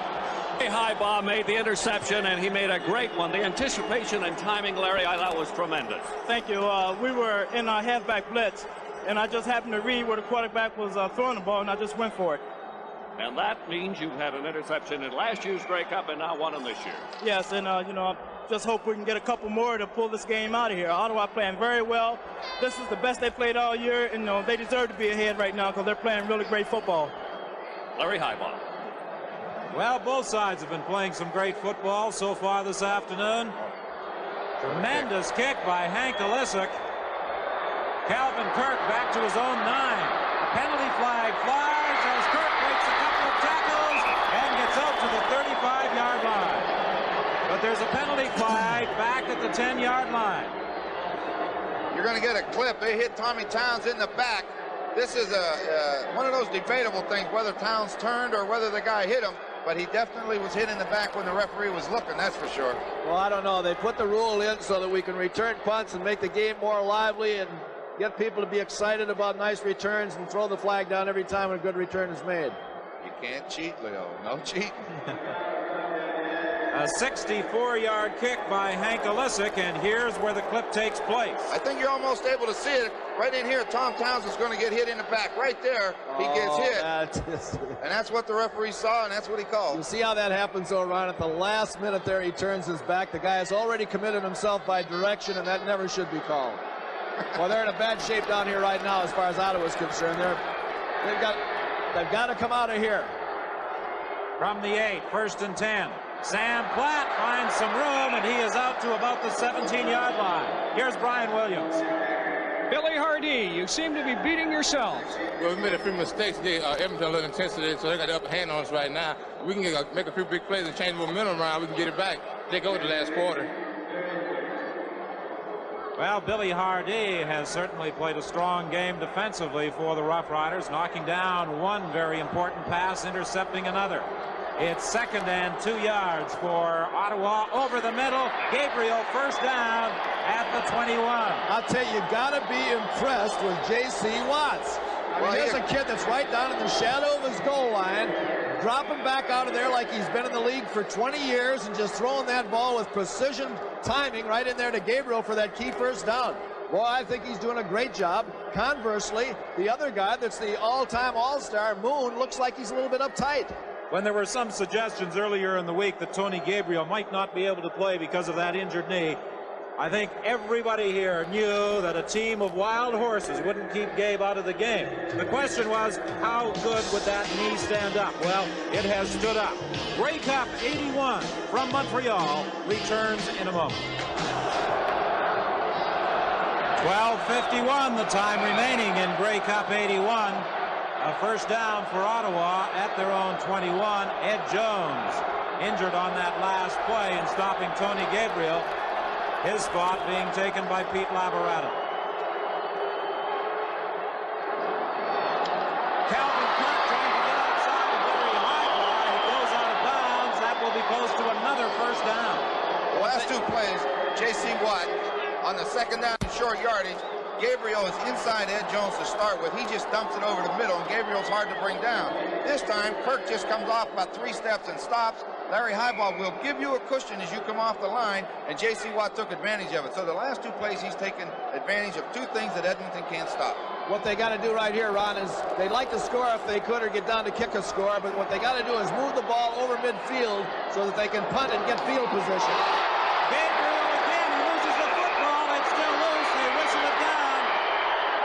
They will rule that Gabriel was down before the ball blocked away, and that will be very close to another Ottawa first down. And that's what you call a big break, and that's what you call the luck of George Brancato going over to get the ice. Gabriel's just searching for a hole, and Watt throws it high. The linebacker can't jump up and get it, and Gabriel got the good hands and a good height. He makes the catch and hits the ground, and the ball's ruled dead right there. It was a real good call because the ball did not come out until he hit the ground. It happened to you one time, didn't it, Leo? It sure did. Leon McQuaid never fumbled that ball in that Grey Cup. Perhaps if we appeal to the commissioner, we can get the result changed, Leo. 10 years later, I'll go back tomorrow. Well, Tony Gabriel is certainly going out in a blaze of glory. He is retiring at the conclusion of this game. Sam Platt over the football. It bounced right back into his arms as Ottawa tried something just a little different, and they lost yards on the play back to the 38.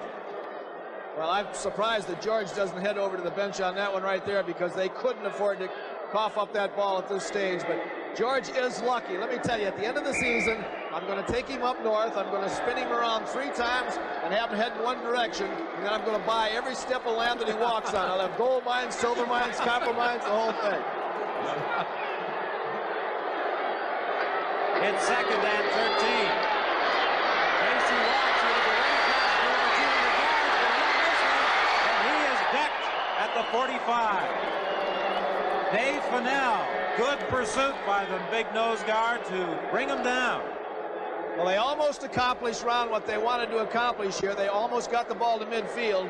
They're punting now from an advantageous position. With a good punt here, they can get down and be in pretty good shape. And this Watts is carrying a little bit loose right here. Gets a block there from Reed that they may have been able to call something, but look at that right there, boy. That little kid took an awful hit. He took an awful hit right there. He took a big chance coming back inside and jumping, and he's run the ball enough all through his career that he's okay.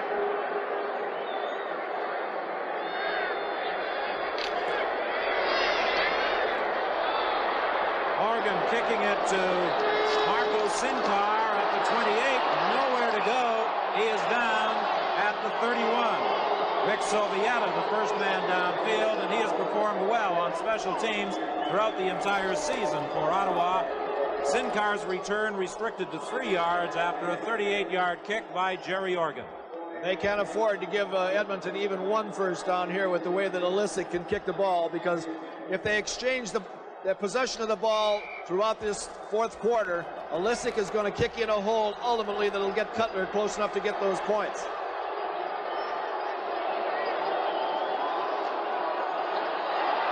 Pressure, the pass almost picked off by Bracelet. That surprised him. That ball was thrown to Tommy Scott, and it's thrown behind him. Glassford come in to put heat on him, and he let it go, and the ball hit Bracelet straight in the hands. I don't think he anticipated. I don't think he ever saw it. Maybe we can see that again, but it was Glassford on a middle linebacker stun on this thing. You'll see him coming right there, and he takes a clear shot, and Moon sees him coming and just throws the ball off balance. Never should have thrown the ball, and if he picked that one off right there, he may have gone all the way in. I think it surprised him. It's 2nd and 10 from the 31. 10:06 is the time left in the ball game. 20-15. Ottawa leads Edmonton. Moon in trouble. The ball is loose. Recovered by Ottawa. Doug Seymour came up with the ball, and the Ottawa Rough Riders create a major turnover here in the fourth quarter. That is what you call a real turnover and a real turning point in this ball game. And if that don't ignite Ottawa, nothing will. Now what they've got to do is get that ball and just be conservative and not try to score right away, but very patiently take that ball into the end zone. Moon was looking for Scott. Scott fell down on his cut. Greg Marshall come in from the back and hit Warren Moon and caused the fumble, and it rolled around until Doug Seymour finally fell on the football.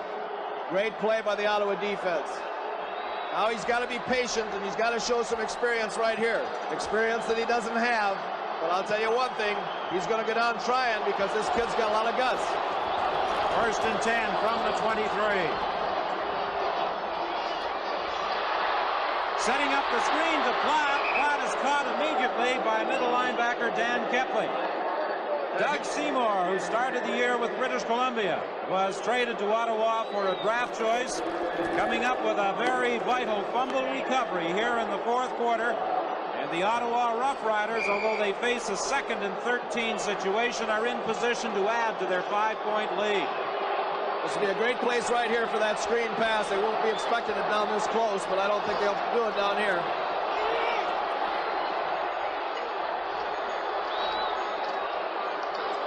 Sam Platt trying to break off tackle. He got to the 20-yard line, but it will be well short of a first down. Here's Brian Williams.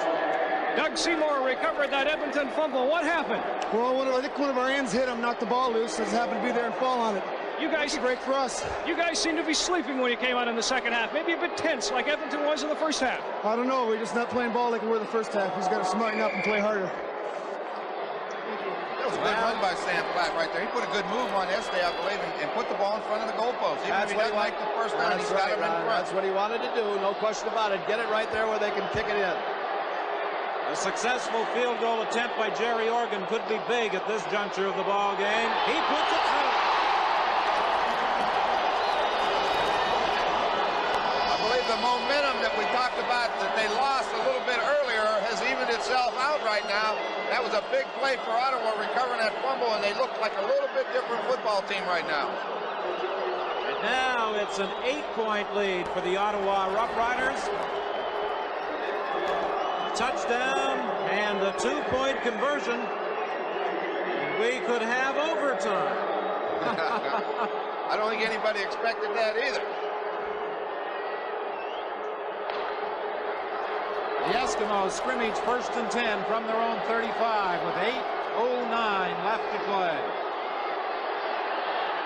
Moon throwing deep, looking for Kelly. Great play by Sutton. Kelly had maneuvered in behind the cornerback, and is Sutton delighted with the fact he was able to deflect that one away because he was beaten. Almost turned his back, Ron, made the cardinal error, turned his back on the ball and lost it, but he had just, fortunately, he turned around and got a hand on it. But how many times have we seen Kelly break loose behind that guy like that and make the big catch? He got behind him. Moon didn't throw it far enough, and when he got behind him, Sutton turned to catch up, and the ball was in the air, and he fortunately found it when he looked up right at the end and got his hand on it. Second and 10 from the 35. 7:46, the time left to play. Moon getting the protection for Sincar. Incomplete. He was being covered by Larry Brown, and the Eskimos will be forced to kick it away. You know, Don, I don't care what happens in this ball game. I've got to reflect on what George Brancato said in the press conference, and I thought it was untimely at the time when he said it. But George said, listen, he said, this is the best football team that we've had in 3 years out here today. And I looked at him as much as to say, boy, how can you say that on the basis of 2 games? But this football team, everybody has said they're playing over their head, but I think they're a pretty good football team right now. A lot of people agree with that. Melisic stands at his own 20. High kick. Kirk takes it at the 40. Kirk finds a hole. The penalty flag goes down. Kirk is upset at the 36-yard line, but a penalty flag was thrown around the 50, or was it the midfield stripe? No, there was 2 different clips on the play. Well, we'll return to sort it all out in just a moment. The score is 23-15. This is Grey Cup 81 from Montreal. The clipping call wipes out an excellent return by Calvin Kirk. And the Ottawa Rough Riders are backed up to their own 40-yard line now. 1st and 10 from that point. Calvin Kirk makes some excellent moves right there. There's the clip that just shows up when he pushed the guy in the back, and you just can't do that. That's cost him a lot of yards today on those returns. Draw play with Sam Platt to the line of scrimmage, and then he was driven back. Now let's go down to the bench, and here's Brian Williams. Don, this is John Sutton who made that great defensive play. Now, the secondary, John, was supposed to be the big Ottawa weakness. Moon was going to pick you guys apart. They call you the rejects. Well, they've been saying that for the last couple of games about us, but I tell you what, we put a fine defensive secondary together, and we're playing excellent ball right now. How are you staying with these fast wide receivers? Well, we're just getting after them, and we're doing our best we can do. Thank you. Well, they have been doing a good job. And right now, J.C. Watts would like to keep the drive going, but that Edmonton defensive club is putting on pressure. Towns is coming from his linebacking position. Dave Fennell came up the middle. He had help from David Boone, and there was nowhere for J.C. Watts to go or throw. He's looking for Gabriel right inside on that pass that he hit a minute ago. Gabriel was covered. He wisely pulled it down when those green shirts all appeared. That is constant pressure and good pressure, because now you have nowhere to go.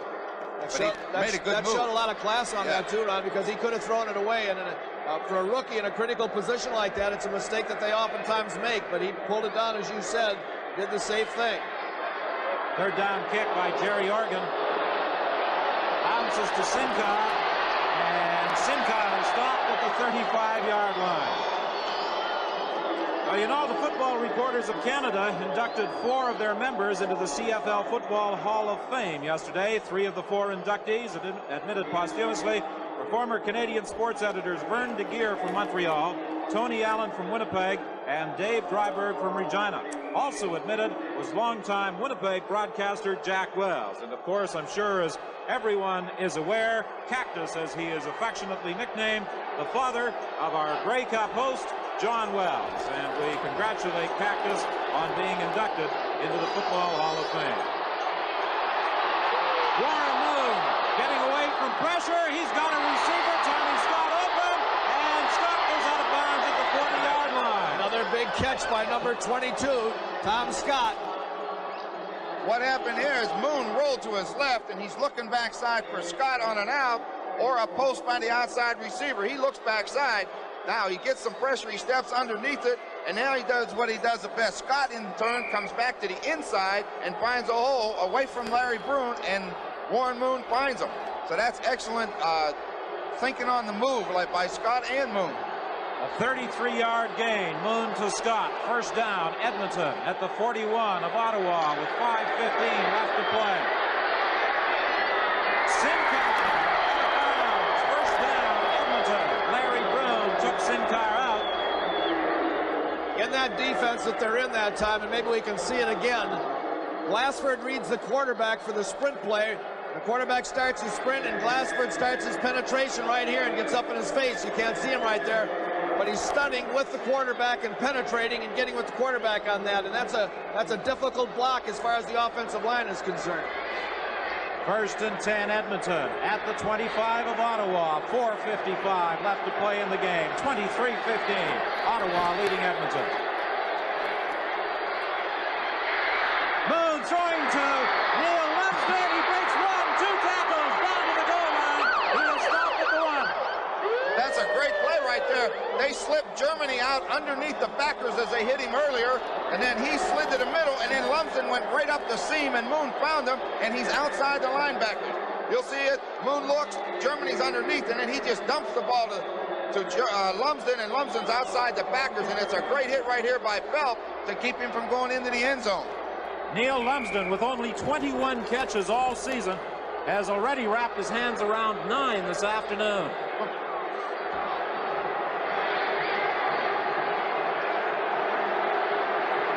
First and goal for the Edmonton Eskimos. Moon keeps, touchdown!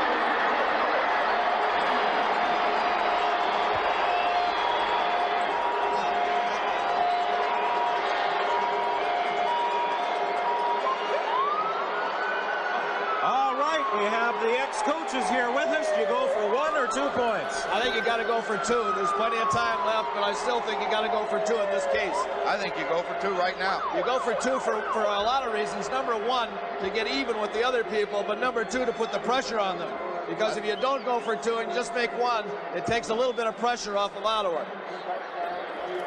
You'll see Warren Moon here just looks for a little bit of a hole, leaves his feet once again, and gets over the goal line. And now we come down to the 2-point conversion. They'll put the ball on the hash mark, and they're going to roll Moon to the wide side of the field where he can either run it or throw it. This is a good call. They put the ball in the right place because he's right-handed, and he's going to roll out to the right. There's no doubt about that. If I was Ottawa, I'd get some linebackers on the outside over there and come right up in his face. Well, a big 2-point conversion attempt by the Edmonton Eskimos. They roll to that right side, pressured by Ottawa. The pass into the end zone. The score is tied. I believe Greg Marshall came hard up the field, but he got cut from the outside, and it allowed Moon to get outside. Sincar went down the field and looked around and finally came back to the football, and I'm not sure Moon was throwing to him. You'll see him get outside, and now he's looking, and he throws it into the end zone. He stepped right in front of Kelly. I think he was throwing to Kelly, but what's the difference? They caught it. Did that look like any kind of a play that you used to pull occasionally on us when we used to play down there? No, we never, nothing. We just roll out and throw. It looked to me like there may have been a little bit of a pick on that play right there because Sincar came off of the inside of the breakout, and if he didn't pick physically, he certainly picked in front of him.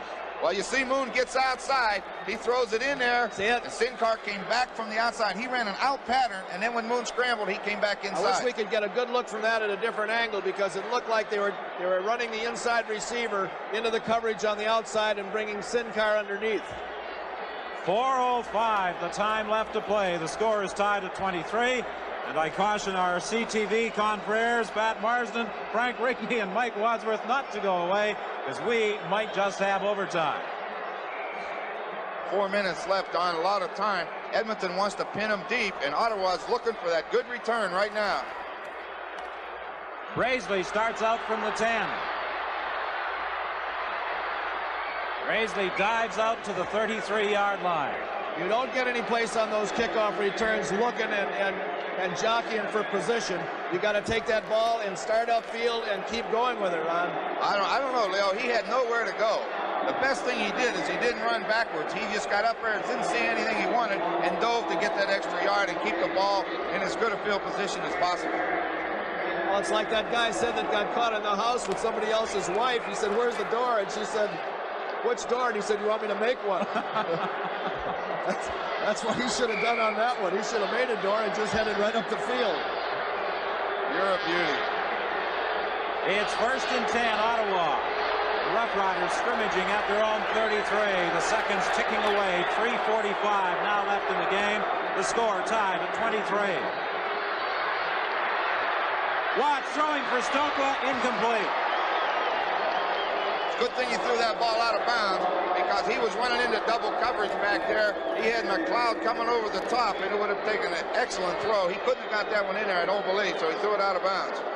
Well, if the score remains tied, I'm sure there are a lot of people looking in this afternoon wondering what the procedure will be. There would be a 10-minute intermission, 10 minutes of play, 1 minute to switch ends, and then 10 minutes of play. So don't go away. This has got to be a big play right here. 3:28 remaining in this ball game. 2nd and 10, Ottawa. The Rough Riders desperately need a first down. J.C. Watts trying to get it for them, throwing it up. Gabriel's got it.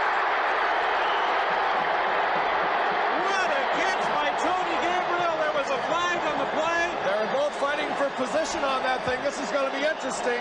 I don't know which way I'd call it. I'll tell you what, I don't think I'd call it either way because they were both going after the football. You better believe that, Ron. They're both pushing each other. Well, let's see what Gabriel does. Watts gets in a whole lot of trouble. Gabriel looks like hurt his leg the way he was going out. Now he sees trouble. He sees Watts scrambling, and he's trying to get to an open spot. Well, I mean, he's being jockeyed downfield, which is illegal in the first place.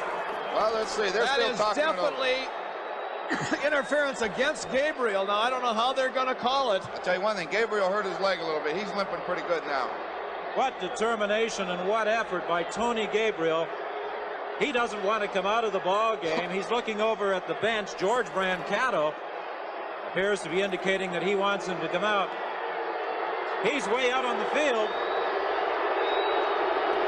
I'll tell you, if I was George, I'd be out on the field on that one, too. I don't blame George at all. Well, I'll tell you what, on a call like that, I have to go with that double call. You either have to call them both or you don't call either one because they were both going after the ball. Well, Ron, the rule is simply this. Forget about what happened once the ball was in the air, but the defender hit Gabriel 2 or 3 times, jostled him while he was trying to get in a position to catch the ball. That's illegal to begin with. Well, he didn't hit him. They didn't call it then, though. Let's see Gabriel come up. He gets hurt. He's hurting that leg a little bit. He's downfield right here, just jockeying for position. Now watch the defender. Bump him there. That's illegal. Watch him here. Bump him here. That's illegal. Well, I'll tell you one thing. Well, it's 2nd and 10. And Watts goes down back at the 23. So with 2:52 remaining, Ottawa will be forced to kick it away, and Grey Cup 81 from Montreal returns in a moment. 2:52, the time remaining in this football game, and I doubt if even the most optimistic Ottawa supporter thought that the Rough Riders would be even close at this stage. And Don, who's going to win those 2 beautiful Counting O'Keefe cars over there? I'll tell you, the selections are going to be very, very difficult. Excellent kick by Oregon, taken by Gary Hayes, and Hayes is dragged down at the 43-yard line by John Sutton and Rick Sovieta. Well, I'm going to tell you something. Oregon has really held up his end today. I'll tell you, he's not a great punter, but when called upon to make those key field goals, he made them, and now probably the most important punt of his season this year. He punted that ball and got a lot of distance on him and got the field position, and now it's up to the defense. Edmonton has to be careful. They don't want to turn it over here, not in this range. 1st and 10. The ball is at the 44. Moon throws inside. There's a penalty flag on the play to Tommy Scott. Or make that Marco Sincar. I think we're going to get a call on Marshall. And I don't know what he did, but he hit Germany somehow. And Coach Brancato doesn't like that one bit. And I don't blame him. Moon just takes it and just stands up and hits him right in the seam. I don't know what they call that, but improving field position down here is a dangerous thing with a guy like Alisic, because Alisic will kick it right out into the St. Lawrence Seaway. Right now, let's bring in Bill Stevenson. All right, Ron Estale made the big sack. Ron, the emotion is riding high with the Eskimos now. Yeah, I think the momentum's coming our way, and I just hope that we can pull this thing out because we've been working hard all year. I just like to tell my family back home high. Incomplete pass. Talk about emotion. Well, he plays with a lot of at that Edmonton bench with several of those veteran ball players. And there's a guy that's been there for a long time, so you know the feeling on that bench and the feeling between all those individuals on that football team, and that's one of the reasons for their greatness. Moon just tries to hit Scott with a quick out, and the ball's thrown low, and Tom couldn't hold on to the football, and again, Brazeley went down after the play. Well, he didn't really seem to get hurt. He just went down just now. It's the same thing, Ryan. You're probably right. It's probably a cramp of some kind. Either that or he's got a cartilage misplaced in there, and it goes out occasionally. 2:18, the time remaining. The score tied at 23. It's 2nd and 10 Edmonton. They are at the 51 of the Ottawa Rough Riders. Ottawa jumped into a 20-1 first half lead. Total surprise to everyone, I'm sure. And then the Edmonton Eskimos fighting back in the 3rd quarter. But the Ottawa Rough Riders yielding those yards ever so grudgingly. The big play, I think, Edmonton got the momentum finally on their side, and then when Greg Marshall came around and hit Warren Moon and Doug Seymour recovered the ball, Ottawa got another lift right there, and since then it's pretty tough down on that football field right now. Don't you know Huey Campbell right now is taking a look at number 7 coming off this field, and Moon is coming back on the field from a little bit of a conference with Campbell, and Campbell's probably saying they got to readjust that secondary, so go to their weakness.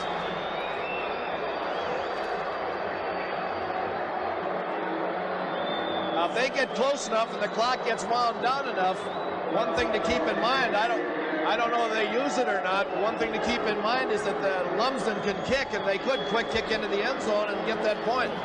This time it appears to be much more serious as far as Brazeley is concerned than it was when he was helped off the field earlier in this 2nd half. I still believe it's a cramp, Don. I really think it is. From where he's grabbing, and the trainer was grabbing him by the calf and pushing his foot up, I really think it's a cramp. Do you ever have a cramp in your knee? No, down on the calf. Well, Glenn Cook comes in to take Brazeley's spot. The Ottawa Rough Riders during this ball game at times have had 6 defensive backs in there. They're going to be in a zone back there this time. They're a little bit overmatched. They've had to move Hardy outside now, and they're going to sit in a zone out here. They're not going to say we can't cover, so we got a blitz. Well, 2nd and 10. Moon trying to take off. He's dropped at the 49-yard line. He went after Hardy on the corner, and Hardy didn't back up one bit, and Kelly got no room at all to run a sideline pattern. Moon did the only thing he could do is bring that thing back as close as he could, get what he can, and hope Alissi can get it deep. Hardy did a good job defending, and Raines and Seymour closed in on him.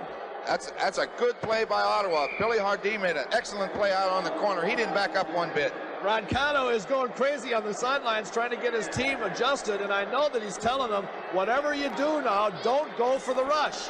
Stay away from the kicker. Put the return on. Don't take any chance on jostling this guy at all.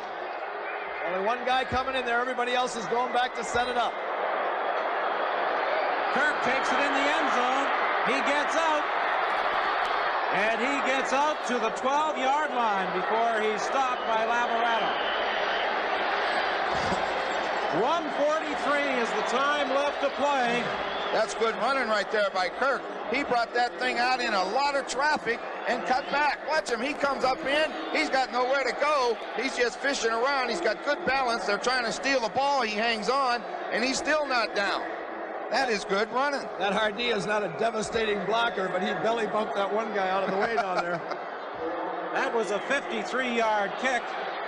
And Hank Alissi came up to finally stop Calvin Kirk, who broke away from the initial tackle by Pete Lamorato. A return of 19 over the middle intended for Stokely. He was being covered by Hayes. It will be 2nd and 10, 1:40 remaining in the game. Well, I don't think Tony Gabriel's in the ball game, and when Tony's coming underneath those defensive backs like that, you can throw it high because of the height and the reach that he has. Stokely is not as tall as him, and that's what the problem was right there. There's just nothing Watt could do about it. He had to throw it where he did. I'll tell you, this J.C. Watts is dropping back there and throwing the ball like he's got good sense. I'll tell you, he's got more poise than anybody I've ever seen for a rookie. So there's nothing to this game. 2nd and 10, throwing deep down the sidelines, intended for Kirk. Oh, just off his fingertips. Great throw by J.C. Watt, right on the button. Kirk is protesting that he was interfered with by Holloman. However, to no avail. George will be protesting that Kirk didn't catch that ball, too. You'll see J.C. Watt right here. He looks to the out. It's not there. He just lays it down the field. Now, Holloman thinks he was interfered with. Kirk's upset, but the ball is right where it should be. That's an excellent throw by J.C. Watt. I'll tell you, that J.C. Watts has got my vote. He is really something for a rookie quarterback. The crowd rose as one on that throw from Watts to Calvin Kirk. Ottawa desperately needs a big kick here by Jerry Organ, and he gets a good kick. Fraietta takes it at his own 50. And Fraietta returns it to the 50 of the Ottawa Rough Riders with 1:22 left in the game. It was Billy Hardy who came up to pull the feet out from under the Edmonton punt return man. What a stage this is setting for this last couple seconds of this football game.